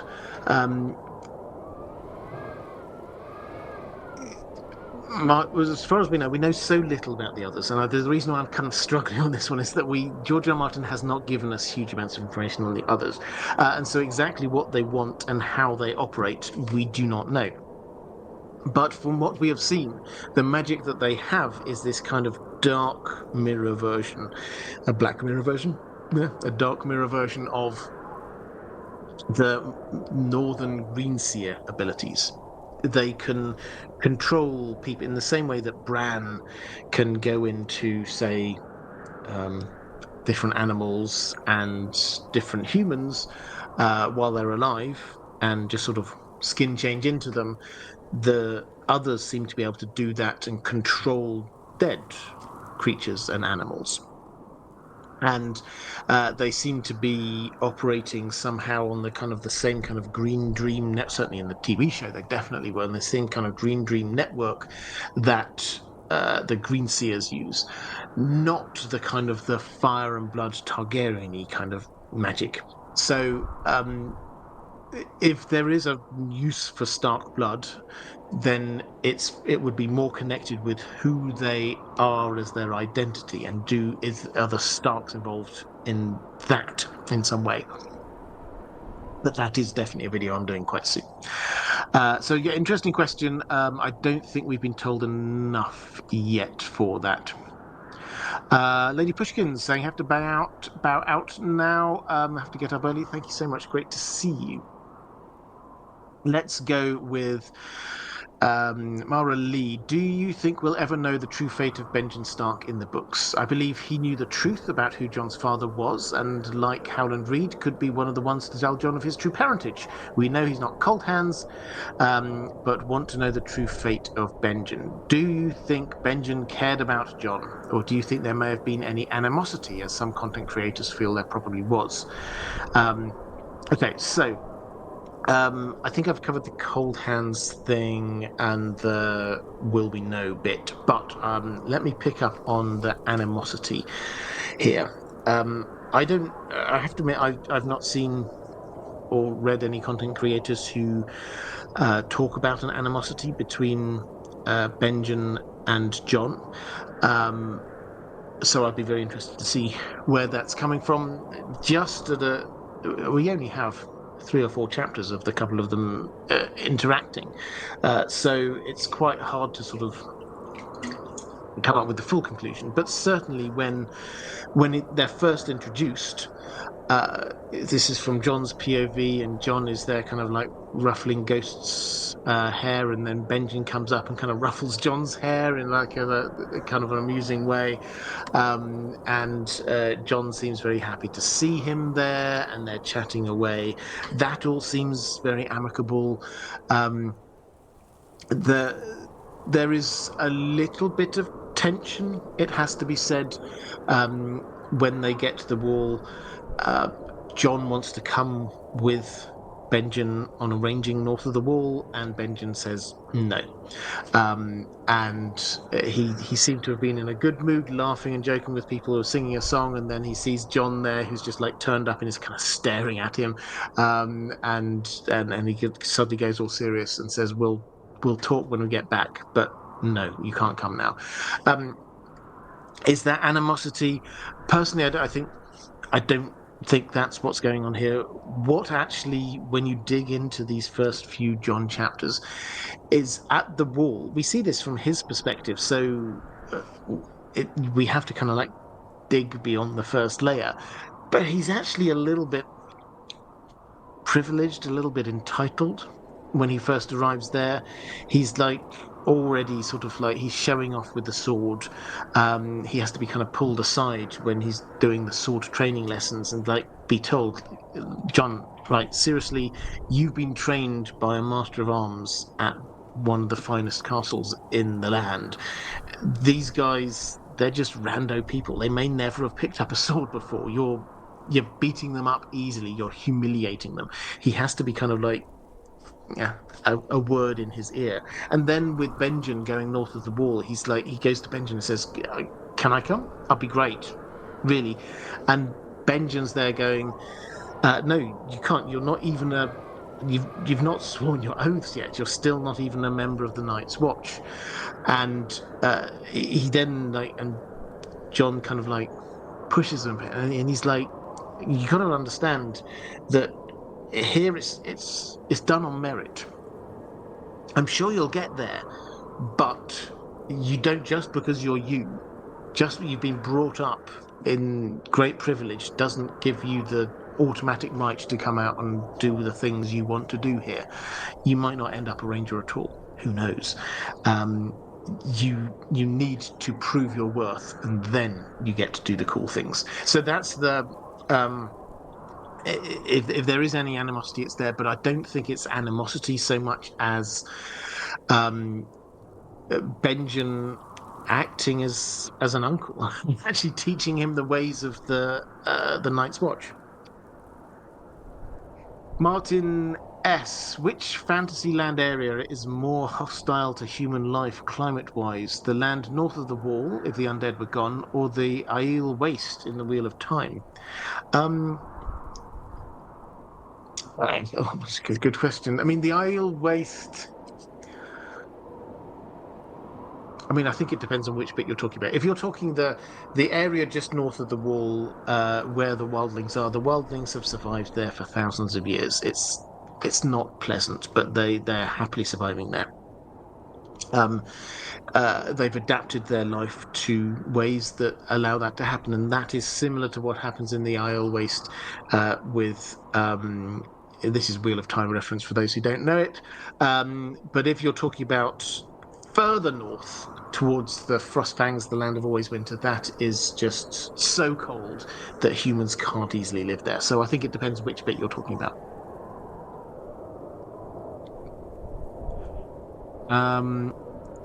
Let's go to a question from James Perkins saying, "Hey Robert, we're all dying to know what happened to Benjen, but is there a possibility we're looking in the wrong place? Benjen was north of the Wall on a ranging when he went missing, but is it possible he's no longer there? There is quite the gathering of Stark loyalists assembled out of sight at Greywater Watch right now, and Benjen is tied to that group by more than just Stark loyalty. With him, Howland, and potentially Ashara, all of the surviving members of the Hide John from Robert conspiracy would be there. And just as a very quick interjection to sort of support that point, Ned's bones are also there.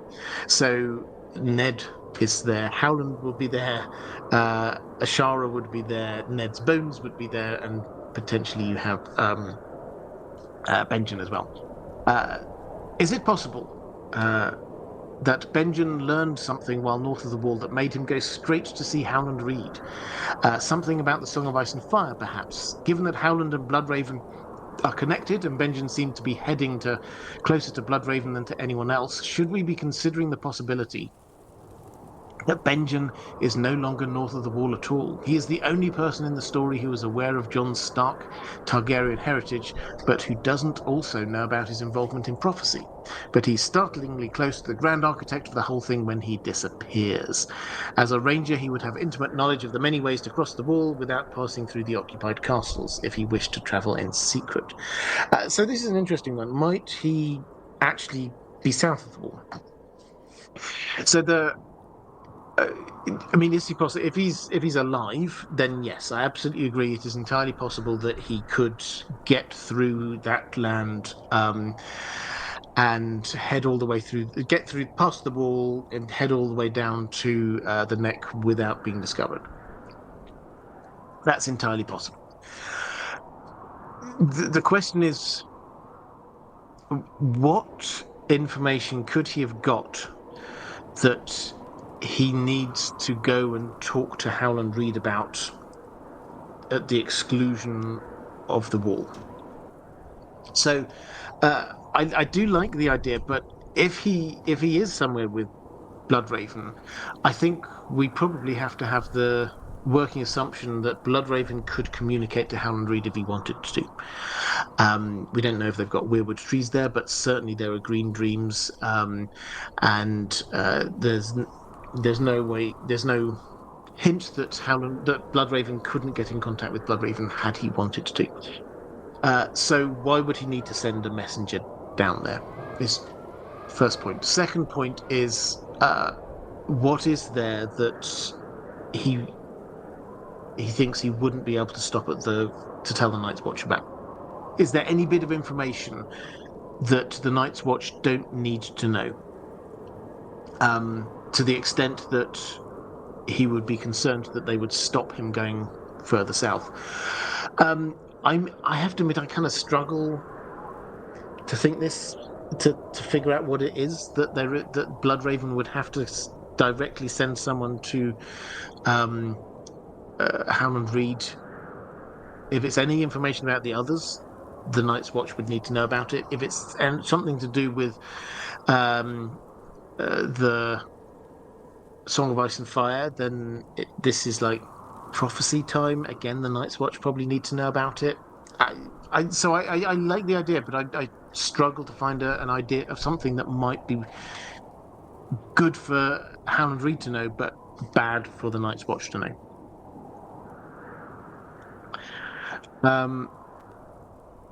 Erin's son X, could Bloodraven have influenced Benjen to go to the south when in doubt, etc., etc.? Yeah, when in doubt, definitely blame Bloodraven. I just don't know what we're blaming him for. Is the thing here? Why? If I could come up with something, and I'm very happy for the chat to suggest something, but if I could come up with some bit of information that Benjen personally has to go and deliver to Howland Reed, and not even stop in on the wall to tell them, oh, by the way, the others are coming, then that's then perhaps I'd go with this more.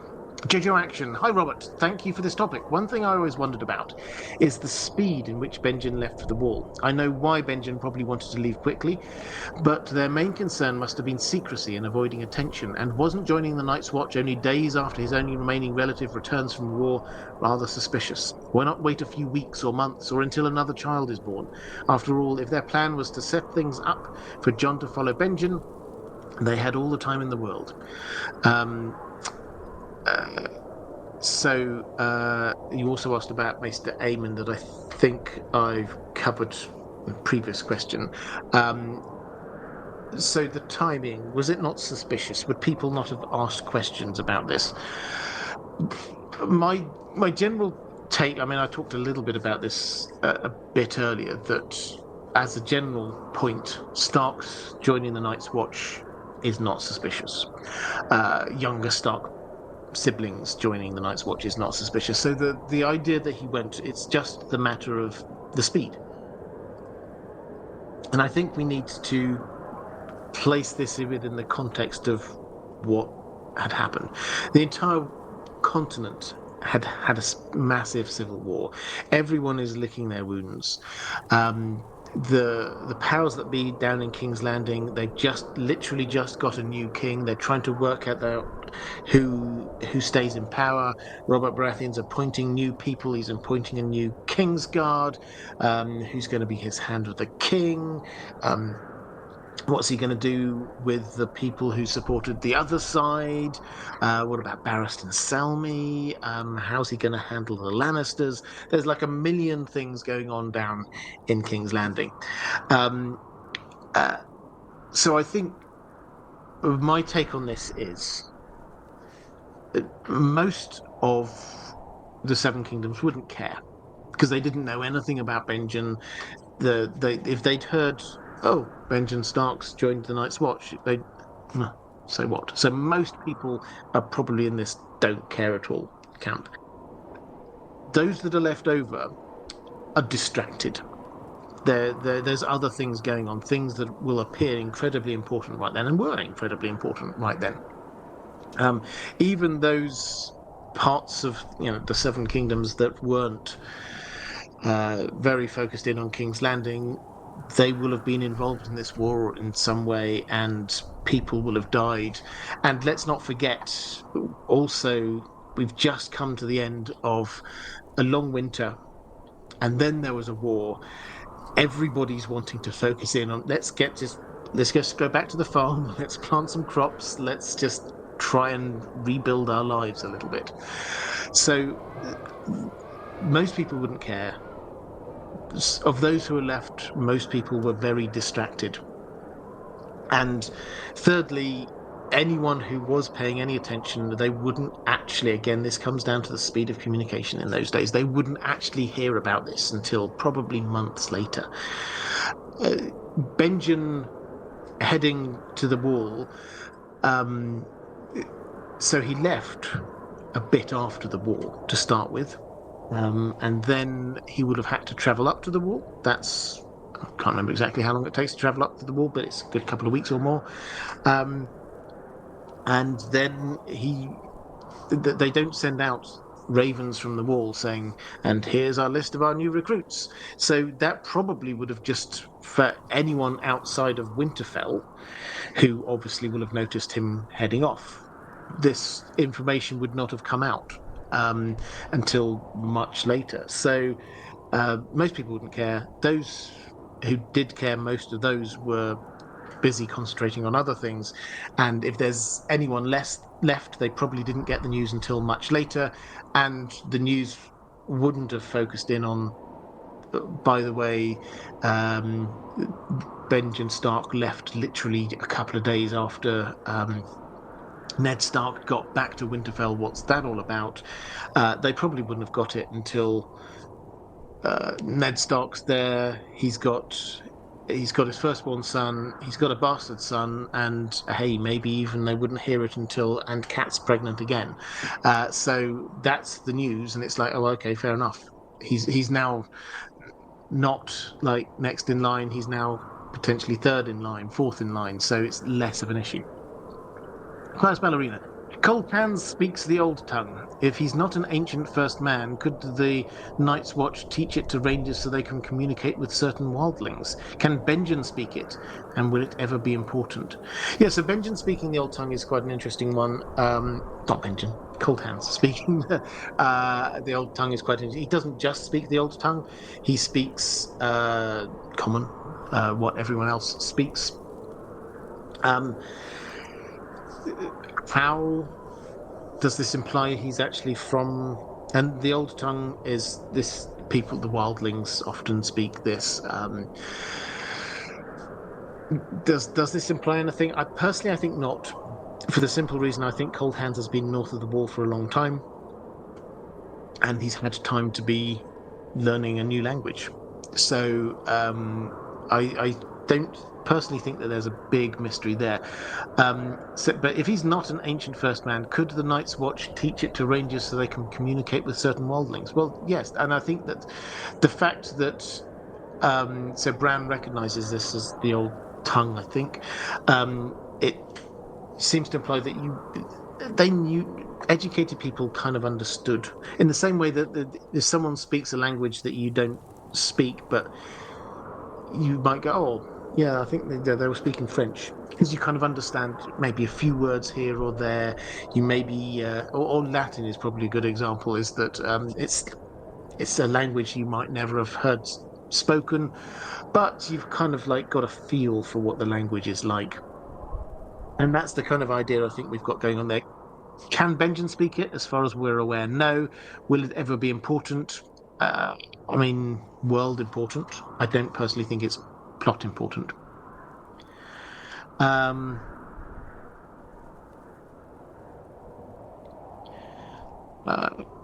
Reflective Rambling saying a couple of weeks or more to travel. Okay, IDG Live, we will need you now to map the Fellowship's journey in length over Westeros next April Fools or so. Thank you. Yes, that would be the Fellowship's journey over Westeros. Yeah, that'll take a while. In fact, actually, just as the complete aside, I on and off listen to Tolkien's letters. When I'm doing my dog walks, that's when I listen to audiobooks. And you get so many different insights into the great man. One of which is he's quoted as saying, "Wisely, I began with a map," which is true. But also he found that having got the Lord of the Rings, or obviously it was published in 3 parts, but he decided this needs a map. And he got his sort of like rough sketch map out. But in order to make it absolutely right, he then had to go through and check everything he'd written. How long does it take them to get from here to here? So do I need to stretch this out? And he goes into great detail about how hard work this actually is, getting the map to exactly fit. In fact, he gets Christopher, his son, works on this, and we're told he worked all the way through it because he had a deadline, and they say he worked all the way through the night until like middle of the day the next day, just laboriously going through this map, which I think shows both sort of both of the Tolkien's attention to detail, but also how easy it is for maps to not accurately show what's there. Digression again, at least my third digression of the stream. Let's go to Corvus Corax, saying, "Good evening, Robert, and good boy Dan. How long has Benjen been gone in book time? It seems an awfully long time for him to keep himself alive for the others, or for the others to keep him alive, if that is indeed where he is." So, yeah, it's an interesting question because we often don't think about the actual timescales. So he heads off in the third John chapter of book one. And some clever people with more dedication and time on their hands than I do have tried at various times to kind of like map out the timing of all the different chapters, which you can do. Again, we're talking about attention to detail. You can do this because in any chapter there's like a then 2 days after such and such we get this, and you can actually kind of try and map out where things are. It's not an exact science, but you can do it. And so that's roughly August of the year 298, John 3 of book 1. And where we are now at the sort of the end of A Dance with Dragons is about 2 years after that. Now, A Dance with Dragons and A Feast for Crows, they don't actually end at exactly the same place as far as we can tell. A Dance with Dragons seems to go on a little bit further than like just a couple of months or so further. But yeah, we're talking, give or take, he's gone for 2 years. Now, what does this mean? Well, this is why everyone thinks he's dead, because surely he would have come back. And this is why I think we have to say that there's 3 broad options. Either he is dead, or he's been kind of like turned into the cold hands kind of undead thing and is like hanging out north doing other things, or he's headed so far north that it takes him a very long time to get there and to come back. I think the fourth option that a few people in the stream have been suggesting is that he's been captured by the others. I can't discount it, but we simply don't have enough from George R. Martin yet about the others to know that that's a thing that they would do.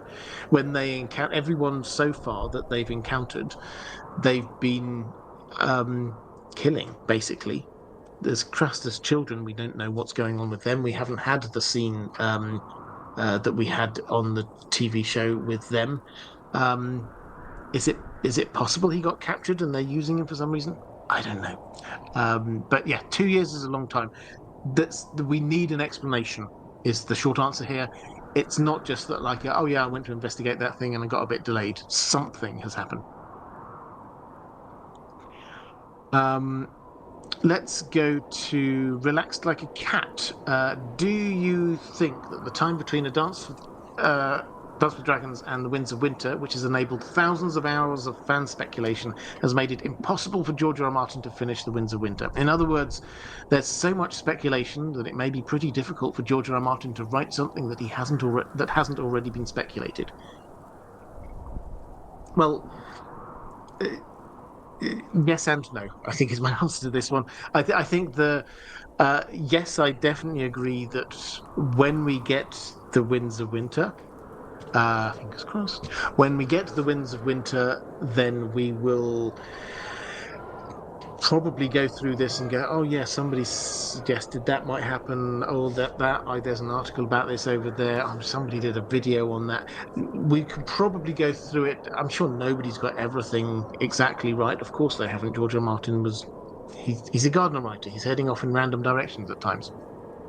But I'm sure that a lot of what we know is already out there as you say, as speculation.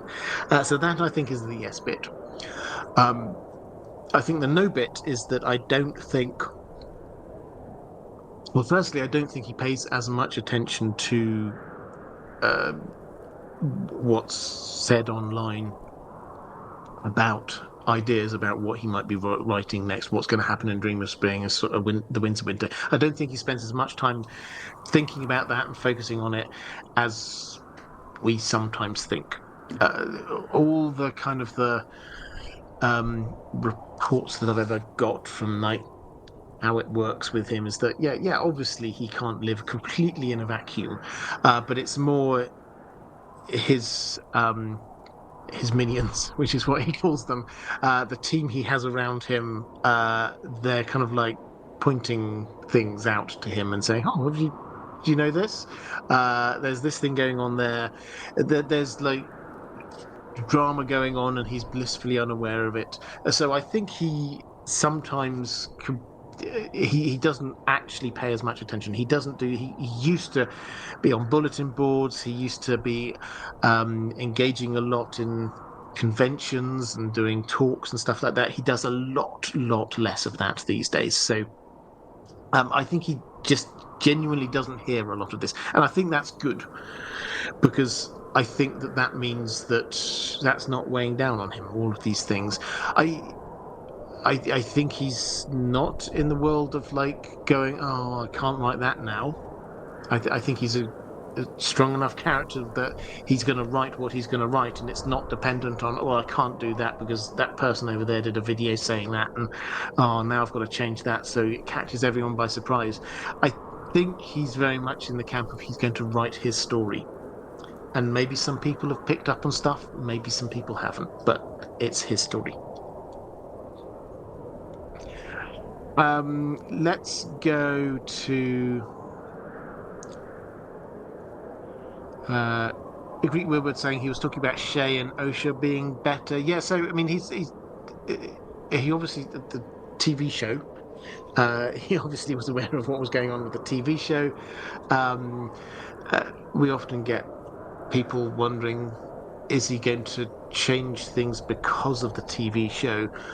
Um, I think he's set it up to be very clear that there are the big beats of the story may be the same, but the detail is going to be different. But yes, certainly with so with Shay and Osha, these were quite. If you've not come across this is um, two of I think it's now four characters in TV shows that he's come out and said in one way or another, this character comes across better on screen than they do in my books. Which is a massive credit to the people who write it and also the actors involved. The other two, incidentally, are Viserys and Helena in House of the Dragon, both of whom he said these have added layers to the characters that I've got there. He was particularly kind about Paddy Considine, and I agree. I thought he did a fantastic job with Viserys. But yes, so Shay, he said, added layers to the character in his mind in the book. Shay as a character, I mean, he didn't say two-dimensional, but she was a sex worker who was sort of using Tyrion, but the way that the character was brought to life on screen added an extra layer of care there, which added to what was going on, and he acknowledged that. With Osha, he said the actress whose name I've forgotten who did Osha brought her to life in a way that he wanted to add more when he writes about her again, which I think is good news. That this means probably we're going to see Rickon, but when he writes her again later in the story, he will take some of what that characterization brought to the character and add it in. So he was obviously aware of the TV show. He was involved in the TV show for the first 4 seasons, and he's not immune to being reacting to other stuff around that. But broadly speaking, I think he's now a lot more cocooned than he used to be. And I think that he's a strong enough character that he's not just going to be reacting against stuff that he's seen or heard elsewhere.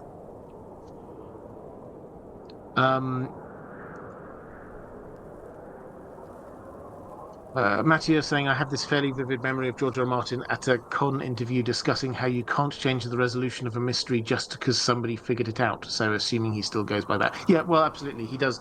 And he's been quite clear. We always talk about he's a Gardner writer because he emphasizes this a lot.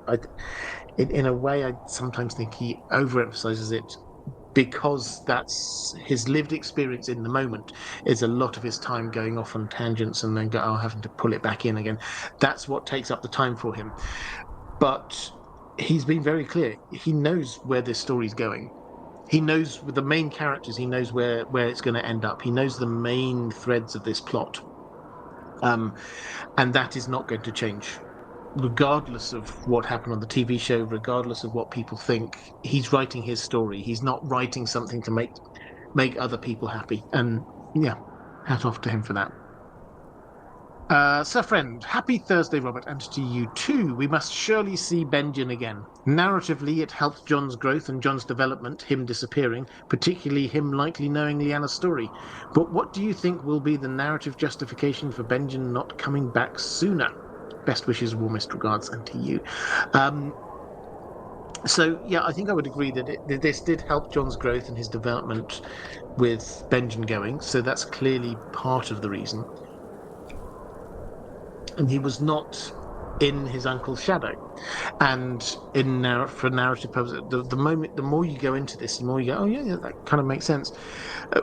I mentioned in passing that Benjen probably, if he was still around, would have been one of the prime candidates to be Lord Commander, following on from Joe Mormont.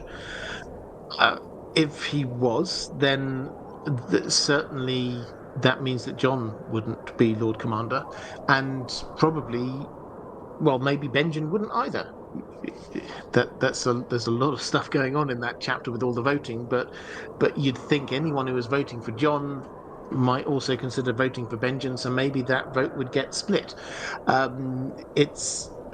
There's a lot of layers going on there. But yes, him being gone for a long time does mean that Jon has to grow up into the role on his own. He hasn't got this kind of he does have mentor figures, but he doesn't have that uncle mentor figure with him. Obviously, Benjen being gone for a while also prompted the Great Ranging, which is a hugely important part of the narrative at the Wall. So heading north, Joe Mormont leading the Great Ranging, heading north, finding out what's going on there. The Night's Watch gets decimated, destroyed there. Only a small fraction of them make it back to the Wall. That's hugely important to the plot. Part of that was prompted by Benjen.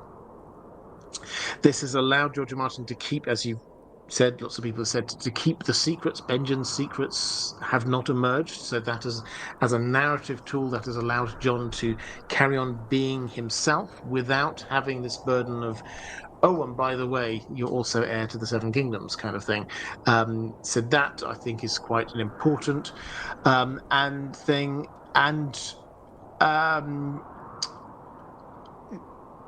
This allows the timing of that shift. The timing, and it has to happen at some point, from Jon just being this rando guy at the Wall who's come good. He's obviously not completely rando. He thinks he's a Stark bastard, but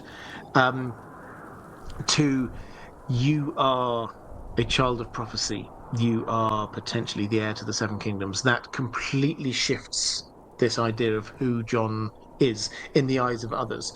Because at the moment, he's not being held up on this pedestal. He's seen as, by a significant proportion of the Night's Watch, as being the person who broke their Night's Watch vows. A person who is going against everything the Night's Watch stand for. This is why he's murdered, and it's we often overlook it because we see this from Jon's perspective, and he's there going, "Yeah, we've got to go off and help out the Starks, go to Winterfell." But from the Night's Watch perspective, here's this guy who's taken over as Lord Commander, and he's let the wildlings through the wall. Which is just anathema to everything that they've ever done. He's handed over control of one of the um, castles on the wall, the fortresses on the wall, to a king. He's given wildlings control of other ones. This is completely against everything they've ever stood for.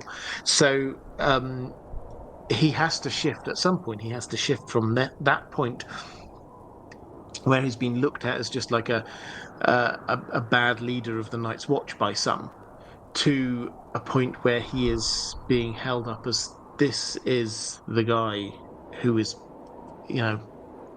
potentially a Targaryen, child of prophecy, prince that was promised, and all of those things.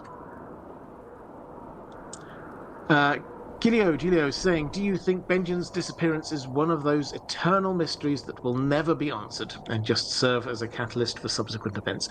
No, I don't think so. I wouldn't put it past George R. R. Martin to leave a mystery unsolved. But he did set it up as such a mystery.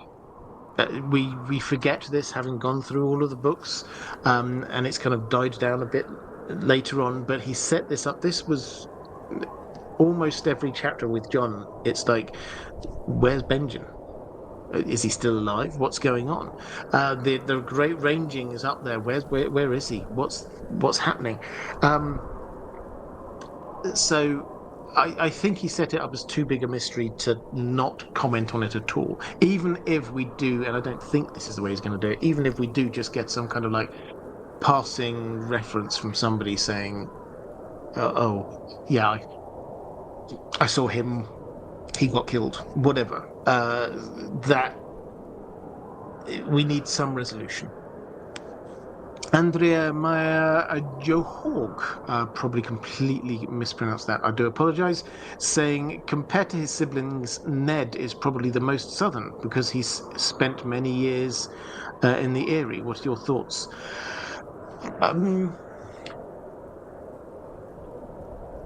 Well, certainly, yes. In terms of his upbringing, he was, how old was he? He was still quite young when he went down to the Eyrie.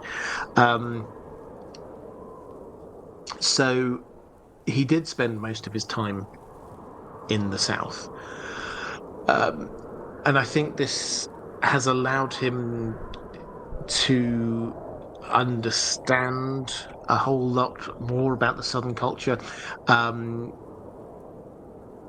He went against what many people in the north would have wanted, but he created a sept in Winterfell for Cat, his new wife, and allowed septors up there. So he's I don't think I'd call him southern, because he is such the epitome of this kind of Starkishness as a character. But in terms of his upbringing, of all of those siblings, Lyanna is the one who is most often talked about as being very Starkish in looks in particular. Brandon, he spent most of his time in the north, and Benjen, similarly, all his time in the north. So, if you had to, yes, Ned probably is, but my general feeling is that none of them are very southern. For all of the Rickard's Southron tendencies, none of them were particularly southern.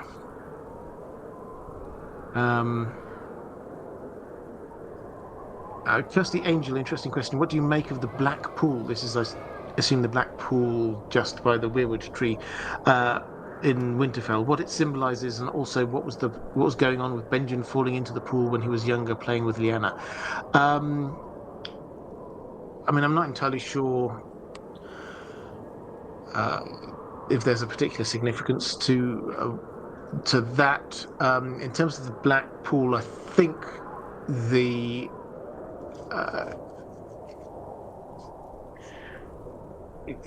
it adds to the kind of when this is first written, this adds to the sinister feel of the Godswig from Cat's perspective, and this is somewhere when Ned is cleaning his blade, the blood off of his blade.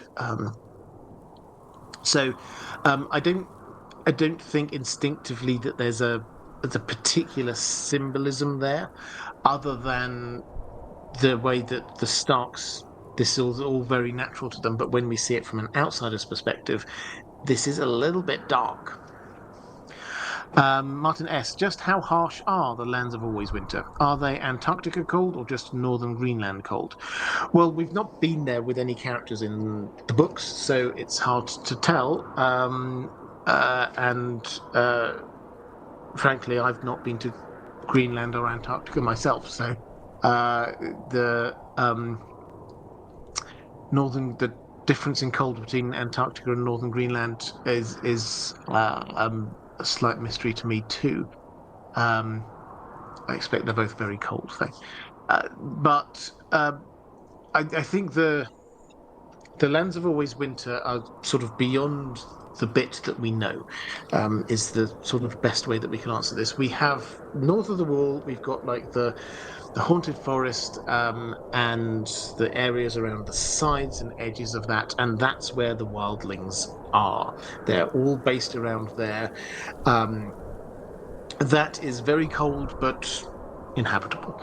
Then you get the Frostfang Mountains, and there you get a couple of hardy wildling groups who are up there. We hear about a couple who are based up there. So that seems like the extremes of what humans can deal with. The land of Always Winter, the implication is that is Antarctica type cold. That is like beyond where humans would naturally easily fit, which is why nobody's gone to live there and discovered, oh, there's some others here hanging out. Okay, let's go to which one? Where have we got to? Nick Gull. Hello, Robert. We know Cold Hands is not Benjen, but do you think there is any chance that he still had contact with Bloodraven? I can understand him seeing the whites and wanting to figure out what is going on if he was not captured or something, but seeing something that has supposedly been gone for thousands of years and not warning the Night's Watch doesn't make sense to me, unless someone told him he needed to do something else. So yeah, this is an interesting... So Bloodraven, I'm sure, will have been aware of Benjen doing his thing. And it kind of... Yes, it would make sense that you would... maybe he would kind of like bring him in and talk to him about stuff. The fact is, though, that Bran... We're not really shown this very clearly, but Bran is there in Bloodraven's cave for quite some time. And we've not come across Benjen. They've not talked about Benjen. We've not come across him in any way. The implication is that if he was there, he had to have gone sometime before, and certainly in time to get back to the wall if he'd wanted to. So I'm open to this idea that he did. I mean, I don't think he would have stumbled across this. I don't think that he would have followed the whites wherever they were going, and they were presumably going to meet up with the army of the dead, which was kind of like shambling southwards past the Fist of the First Men. So I don't think he would have just kind of stumbled across Bloodraven's cave, but Bloodraven could have gone out and grabbed him. But then what did he do after that? It's there are lots of ways we can go with this, and I try and present this in maybe he's dead, maybe he's still alive. George R. R. Martin could we have to be honest and we have to be humble enough to say he could have just done entirely different things with this story. He could have taken Benjen could have got picked up by Bloodraven. Bloodraven could have talked to him and then sent him off on some mission somewhere that we just simply do not know about. He could end up anywhere. That's a possibility. I don't think that's what's happened, but it's a possibility. Because George R. Martin does with this gardening writing, he will have thought about where does Benjen go, and then maybe he'll go, well, okay, Bloodraven's there. Would Bloodraven have tried to stop him? And then he would have followed wherever his muse took him down that path. So it's entirely possible there's something outside of all of our thinking that might have happened here. Let's go to Catherine Furseth saying, "Hi Robert, do you think there is some symbolic meaning in the name Benjen that might point to his fate? Ben is son in Hebrew, and when I looked it up, Jen is from Welsh, meaning, among other things, white shadow."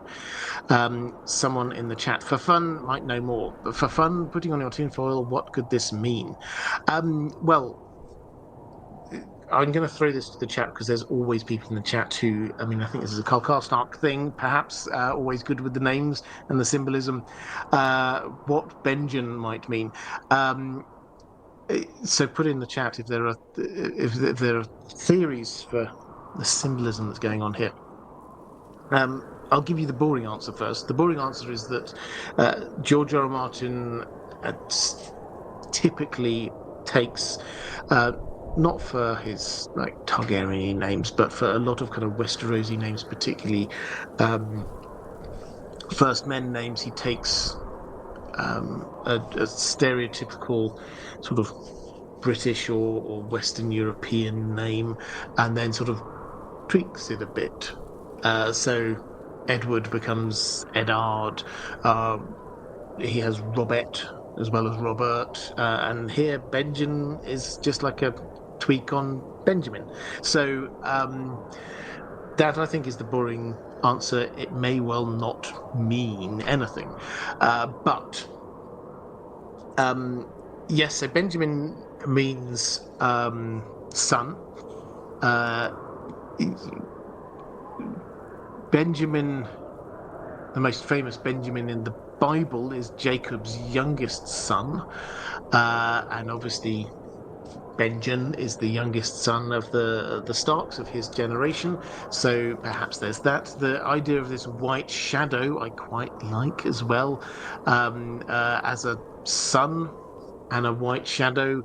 Perhaps George R. R. Martin is trying to show us that he's, like Ghost, and so yes, he's already dead or something. It's possible, but I will have a look here. Karl Karsnark, I knew you would come through. Ben or Bin means son of in Semitic languages like Hebrew and Arabic. I'm not sure about Jen. That looks like it's related to Jennifer, perhaps. Excellent. Brian Valco saying Benjen is George R. Martin-esque Benjamin. Yeah, that's my take on the boring answer on this one.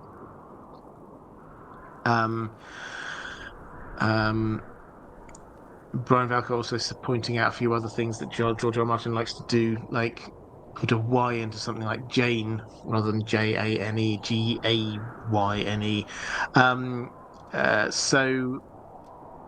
Karl Karsnark, more here. Jennifer is derived from the Welsh name Guinevere, which means white wave or fair lady. Also, Lady Guinevere, obviously from Arthurian legend. Because the angel wondering whether this could mean son of the White Walker, referred to as shadows. It's possible. I'm not entirely sure how that fits in with his role in the story. Giulio saying, off topic, but are you interested in the Elder Scrolls? It's amazing and fun high fantasy. Even if not, blessings of the Nine Divines upon you. I am. I've spent more days, weeks, and months than I would care to admit playing around in Skyrim. For those at the time of recording this, for those who are not gamers, there was a drop. Elder Scrolls is one of the big fantasy role-playing franchises out there, and they just It's called Shadow Drops. They didn't announce it beforehand. They just rumors came out a couple of days before. But Oblivion, which is a game which came out, I don't know, 20 years or so ago, has they remastered it and re-released it, and then everyone's going crazy for it again, which is fantastic because it's one of the wonders of. It's like even though they've made the graphics so much better, it's still. I've not played the remastered version, but from what I hear, it feels like a game from 20 years ago, but just looks and is a lot better. Some of the mechanics have been updated, and it has kept. They had a fantastic cast for that. Doing the voices that I think they had Sean Bean, Patrick Stewart is the Emperor at the beginning of that. So yeah, I am a fan. But yeah, so I've spent more hours in Skyrim than I did in Oblivion, but I will definitely get to that. So let's go to where were we up to? Let's go to Baranabe Mitra saying, salutations, Robert and Dan the dog. Hope you're doing well after last Thursday's celebrations, GGMU. Yeah, can I just say a very brief thank you to this is not a football stream. We're not going to talk about football, but there was a big football match on with my team last Thursday. I paused it after full time. It was 2-2, and then it went to extra time, and I watched that after the stream. And can I just say thank you to anyone who saw the extra time and didn't tell me in the chat what happened, because that was one of the most exciting extra times I've ever seen, and I'm very happy it didn't get spoiled for me. So thank you very much. But yeah, that was epic. Renabir, thank you very much for that. So similar to Cersei last week and the narrative purpose of her having prophecy, what is Benjen's narrative purpose in the remaining story? He hasn't got a POV chapter, and I wonder how you see George R. R. Martin using Benjen in The Winds of Winter. Exactly how can he be useful in driving certain plots forward? Yeah, I mean, I've sort of covered this, I think, a lot in answering other questions, but he's had a particular role. His absence had a role in allowing Jon to shine. His absence also prompted the great ranging, and his absence has also allowed for the mystery to remain, the mysteries that he knows about to remain mysteries until the point at which they are going to be revealed, or should be revealed. So one thing that I will just sort of add to that, because I think it's quite a touching thing, is Jon spends a huge amount of time in the books thinking about, wondering who his mother is. And I really like this idea that Benjen is the one to tell him who his mother is, because Benjen clearly cared about Lyanna, his sister. And I just really I think it also allows Jon to appreciate Ned's sacrifice, because he did make a sacrifice, and in order to save him, by taking on what he thought was the shame of having a bastard son and going through all that time. And Ned, it's quite cuts quite the tragic figure when he's there in the Black Cells. He thinks he's going to die, and he's thinking about all these things that he didn't manage to do, the broken promises, etc. And I would. It's not a redemption thing for Benjen, but I think it would be wonderful and quite moving if he can be the one to fulfill the oaths that Ned made all that time ago, and give Jon the peace and understanding about who he is and what Ned did for him. So I'd love that if that works. I mean, there are a million other ways that Jon could find out about his ancestry, but I probably my favourite is Benjen.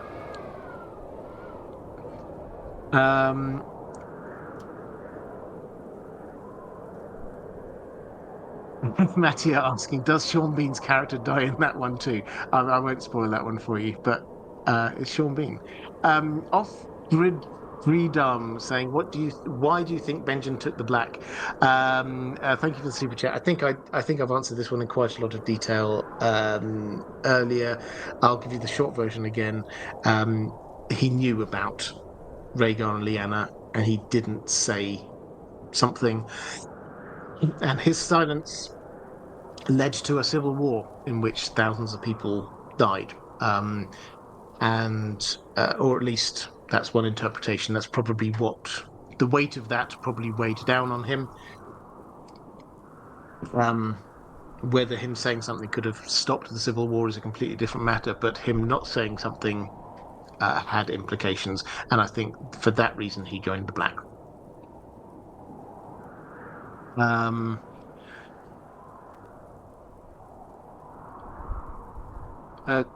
Armani, do you think it's possible Ned created a statue for his siblings, broke the Stark stone giant magic thing? I don't think so.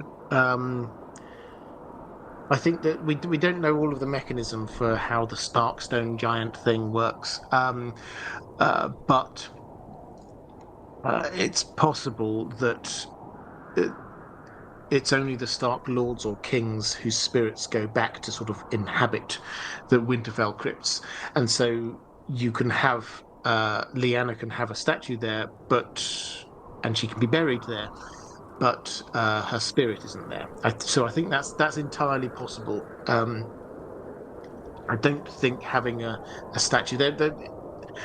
We often talk about this as being like precedent setting, etc.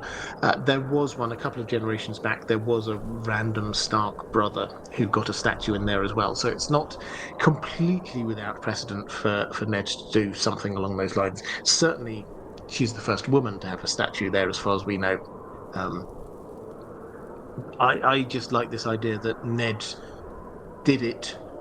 He wanted to have a statue of Lyanna, so eventually he could show Jon, this is what your mother looked like, and the only way that he felt he could get away with that is by also having a statue made of his brother Brandon.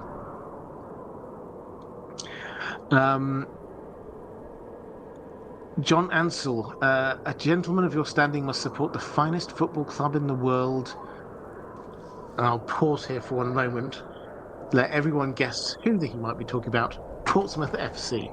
I will not comment on that one at all. Reflective Rambling sent one IDG Live membership to Pyramidion. And also you sent one to Auntie Slayer. Thank you so much, Reflective Rambling. I appreciate that.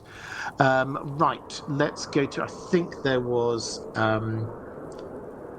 who have we got? Martin S. We've got a couple more questions, and then I'll pick up whatever else I can in the chat. So, Martin S. How do Benjen's tracking skills compare to those of others in the Night's Watch, such as Alistair Thorne? Well, he was pretty good. We're not given like a tier ranking, but he's the first ranger, which implies that he is competent enough to be appointed head of the Rangers. There is somebody in passing, don't think it was Joe Mormont, but it was like one of the other Night's Watch who sort of says no one knew the Haunted Forest better than Benjen did, which seems to imply that he knew his way around. He was trusted to go on these kind of like missions. When Gerald Mormont wanted to send his best person, he sent him. So I think we can fairly say, yes, he's a good tracker. It was clear that Gerald Mormont understood there were some Night's Watch Rangers who were as good as you get and understood things and been doing these things for absolute decades. The couple, Will and Garrett, who go with Waymar Royce in the prologue, Gerald Mormont sort of says later, they were good Rangers. I mean, we sort of like in the prologue, we kind of don't think about, are these any good, because they die and they're gone quite quickly. But Jael Mormont is quite clear that he sent some good people there. So there are plenty of good rangers out there. Alistair Thorne is not a ranger. Alistair Thorne, incidentally, he was, in case you don't know his background at a very high level, he fought for the Targaryens in Robert's Rebellion and was basically given the choice, do you want to get killed or do you want to go up to the wall? And he took the opportunity to go up to the wall. I think Jeremy Riker as well, one of the other important characters up at the wall, was another one of those. So that was his background. He was a knight down in the Seven Kingdoms, and then he went up to the wall and he became Master of Arms, which basically means he was training the new recruits, and also the Night's Watch who were sort of there and just wanted to keep themselves up to scratch. So he wasn't really there going out ranging beyond the wall. I'm sure he did go beyond the wall every now and then, but that wasn't his speciality. This was Benjen's speciality.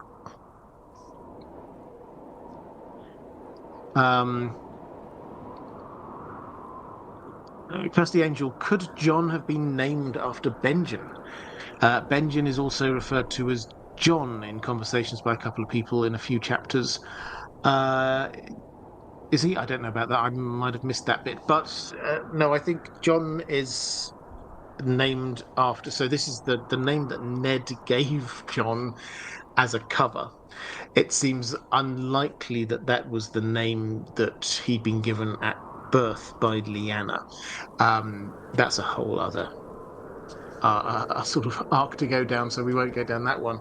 But this is the name that that Ned chose. And he chose Jon. Why did he choose Jon? Well, Jon Arryn was his foster father, and as we've said, he was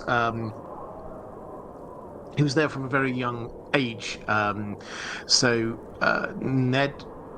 Benjen was 4 when Ned went, and I think Ned's 4 years older, maybe, than Benjen. So he was still very much a child when he went to the Eyrie to get fostered. And so when we're saying that Jon Arryn is Ned's foster father, we're meaning it. That he brought him up.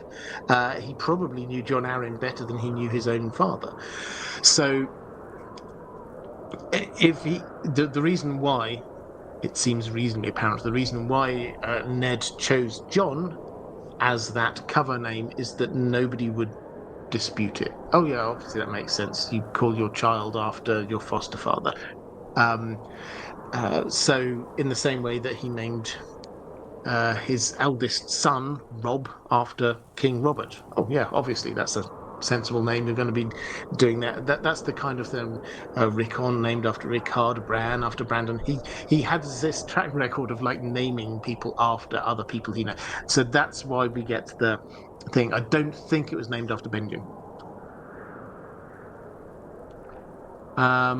Right, let's go. Caius Ballerina saying, Benjen tells Tyrion it's not the wildlings that have been giving me sleepless nights. If he was aware of the White Walkers, why was the Night's Watch so unprepared for them? If not, what could he have seen up there? So I don't think it's a case. When Tyrion gets up there, if you remember, Tyrion has these conversations with Jeor Mormont, and the others are sort of all hanging around. And they're saying, we haven't got enough men here, we haven't got enough resources. But they're also, they're kind of like fighting against Tyrion's cynicism when he's like talking all the Grotkins and things north of the wall.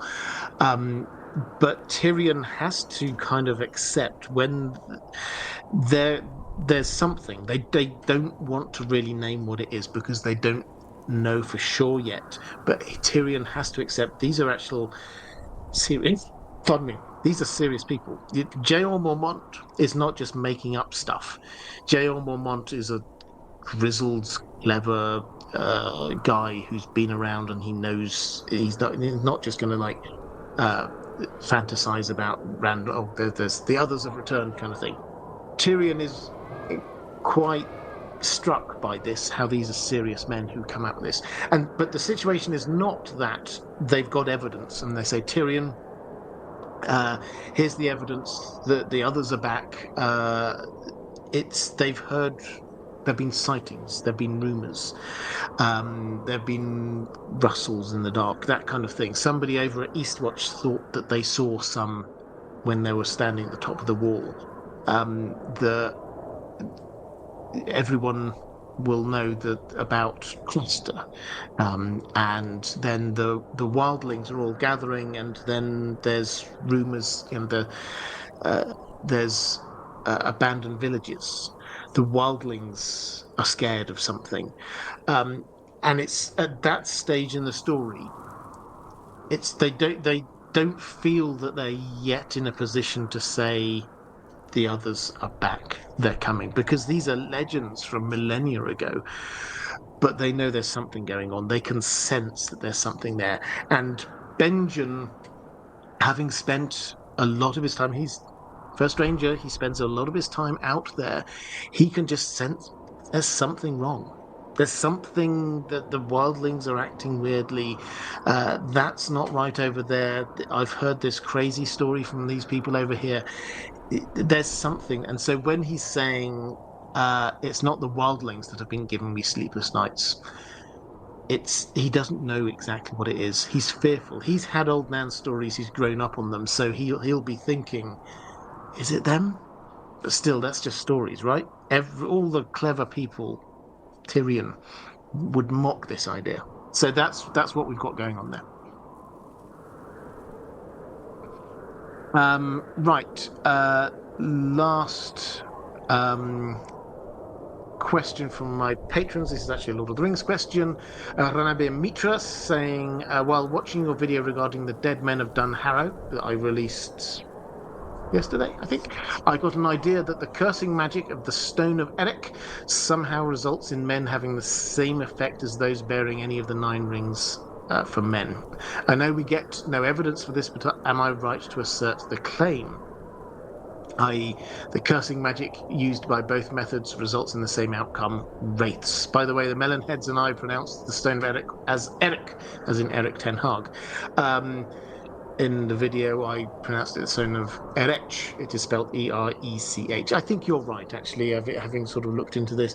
And I mean, Tolkien obviously is quite big on the languages, and so a lot of the words, I'm just as an aside here, I think really, the words that he has in his world, there are specific ways that he would pronounce them. I go quite easy on this. I know some people get quite picky about how words in Tolkien are pronounced. I think that some people get put off from Tolkien because they think that they're going to be told off for pronouncing things in the wrong way. I pronounce lots of things in the wrong way. When I find out exactly how they're pronounced, I will try and pronounce them that way. I will call it the Stone of Eric Ten Hag from now on. But for those who, in answer to the substance of your question, for those who don't know, if you remember in the films, then Aragorn summons this kind of army of the ghostly dead. There's more background to this, obviously, in the books. Millennia ago, they were sworn to Isildur to oppose Sauron, but then didn't. They didn't go down. They didn't fulfill their oath, and Isildur basically cursed them. The power they did their oath on this great big round stone. It's massive, black stone called the Stone of Eric, and they basically got cursed to just stay there until they fulfilled their oath. And then Aragorn, as the heir of Isildur, he gets them to follow him because he is the heir of Isildur, and they can now fulfill their oath in coming to support him against Sauron. So that's what it is. It's a classic a millennia-long redemption arc, is that they didn't do what they promised to do, and then they get this other chance to do it. And afterwards, Aragorn says, right, I now release you. And they sort of head off and disappear. So is it the same kind of magic that the the Nazgul have, turning them into wraiths? Well, on one level, yes, in that they became wraiths, but there is a difference. They seem on a very practical level, they seem more ghostly. They don't seem to be like, whereas the Nazgul, they're riding on horses, they're holding daggers and things like that. They are wraiths, but they're still very much interacting with the physical world. Here, these are ghosts, as far as we can tell. They are wraith-like, but they're a lot more sort of ghostly. But I think the more important point here is the issue of control. The 9 Nazgul are under the control of Sauron. That's not what's going on with these dead men of Dunharrow. The Oathbreakers, as they're known. The curse was binding, but it didn't control them. They had the choice still. Aragorn came, he did not come in and say, I am now asserting my right to control you, you follow me now. That's not what happens. He comes in and basically says, you're those guys who swore you'd do this. This is your chance. Do you want to follow me? And they do. They follow him. It's their choice to do that. And it's Aragorn then releases them. Once they've done the thing they should have done, he releases them. So it's their choice still. This is not his control. They could have stayed there. He didn't order them. Okay, so that was the last question from my patrons. Let's have a quick flick through the chat. Karkarsnark, as always, coming out with the derivations of the stone Edek. Lots of Greek going on there. And saying a magic stone structure, if you like. Yeah, absolutely. So, Chock, Tolkien knew what he was talking about. The Greek words there are beyond me, I have to say. But thank you very much for that. Andrew K, big factor for me with Benjen Whiting. It seems only plausible way he survives and re-enters the narrative, considering where he likely ventures and the threats faced. Yeah, I mean, I agree. Him being made a white of doing the cold hands thing, as it were, it does kind of make sense. It would be quite the epic quest if I agree with you on this. If he did head all the way up to the lands of Always Winter and all the way back, just as a human, to survive that to start with, that would be quite impressive. So perhaps he was made into white and he could then go and explore after that. Martin S. Could Sauron have taken control of the dead men of Dunharrow? Picking up your question from a moment ago. If they had been taken to Mordor, necromancer thing, I mean. Well, Tolkien is very.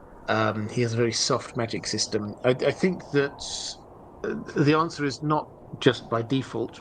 He couldn't, just because they were these wraiths, they're not suddenly under his control automatically. Sauron could theoretically have cast some magic to do that, but oaths are very powerful in Tolkien's world, and I think probably you would have to say, can Sauron take over the oath? And I suspect the oath would still stay there, even if he could somehow take control of them. So it's not beyond the realms of possibility, but I think the answer is probably no. Adrian Mendoza, do you think George will release anything this year? No. Sorry, I'd love to. Just as an update, the only thing I had hopes for this. Sorry, he may well release things from his other projects this year, but in terms of sort of World of Ice and Fire, no. The only thing I had hope for was the stage play And in one of his recent blogs, he said something that made me now think that's not happening this year. For the life of me, I can't remember what it was. I will dig it out and try and say it next time. But I did have hopes that it would be, because he said he was hoping it was going to be this year. I did have hopes it was going to be this year. Now, I think my revised assumption is going to be the first half of next year. So in about a year's time.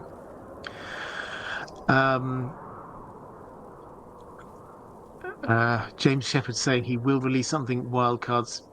Yes. Andrew Kay saying not a football stream, but don't never forget that Pompey spoiled our potential treble run in the late noughties. Never forget, always forgive, though. Let's have a quick flick through. Magma Frost 13, you've often said that Lyanna is the first woman to have a statue in the Winterfell crypts, but surely a woman was Lord of Winterfell at some point, given how long the Starks have been around. Yeah, I mean, this is one of those things where we know of no other woman with a statue, is probably the best way of saying this. I probably said it in a rather loose fashion of saying she is the first woman to have a statue there. Certainly, we get Bran and Theon and Ned and probably others all going past these statues on the top level of the crypts of Winterfell and noting who they are. Bran even is getting like a little lesson from Maester Luwin as he's going along. Yeah, that one's this person, that one's that person. And he's kind of listing them all. So we know lots of all these different statues. None of them are women. Does that mean there definitely aren't women? We've not been to the lower levels, so we don't know. We also don't really know the Stark inheritance laws. I mean, I've often sort of pointed out that even with male preference primogeniture, that doesn't mean you only ever get men. You do sometimes get women. The British royal family is the classic example. They have changed it now.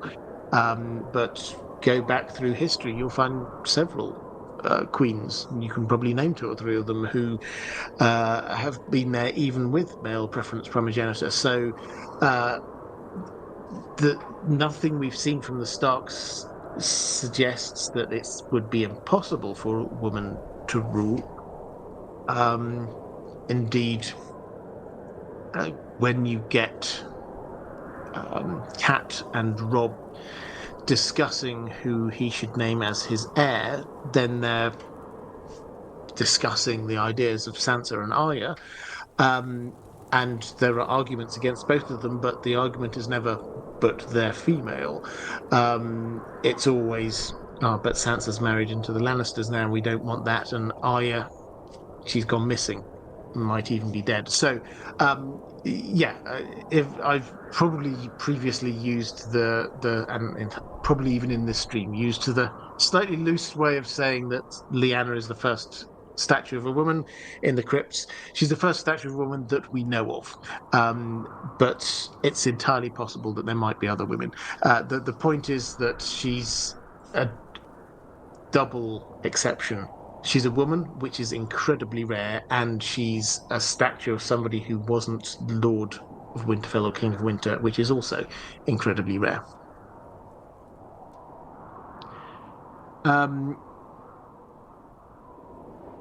Right.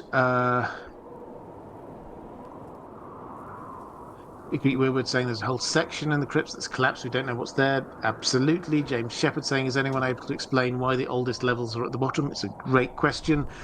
We've not had a full explanation, but it feels almost like a countdown to me. You're getting closer. You start at the bottom and you're getting closer to the top.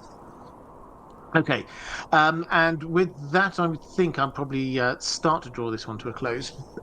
We will be back next week. Between now and then, I keep on saying I will do, but I'm going to try and do a few more shorts.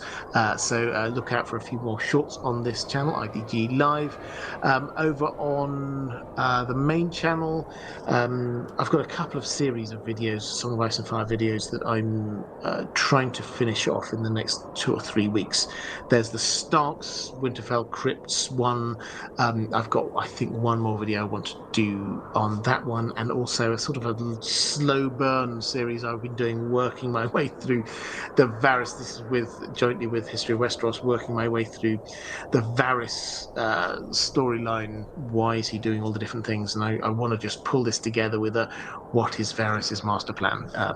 If you've ever wondered what's going on with um, uh, Viserys, the Dothraki, Fagon, how does that all fit together? How are they wanting to take back the throne? Who were they backing? When and why did they change? I'll try and pull all of that together in one video.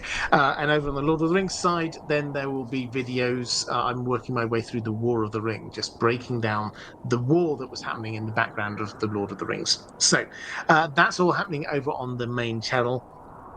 And I've also got something entirely random that I'm going to be talking about next week. Another channel which I'm hoping to be setting up. But I will talk more. I'm having teased that with zero context here. I will leave that one and talk about it a little bit more next time. But if you are watching this back a little bit later, appearing somewhere around here, there's going to be a link to more live streams if you want to watch them. Appearing somewhere around here is going to be a link to my Patreon page, which is the best way to support this channel if you wish to do so. But that is all for this time. Thank you, patrons. I hugely appreciate you. I cannot do what I do without your support. Thank you so much. Moderators, you are amazing. If you're here in the chat, give them a bit of love on your way out as well. That's it. Take care, everyone, and I will see you same time next week.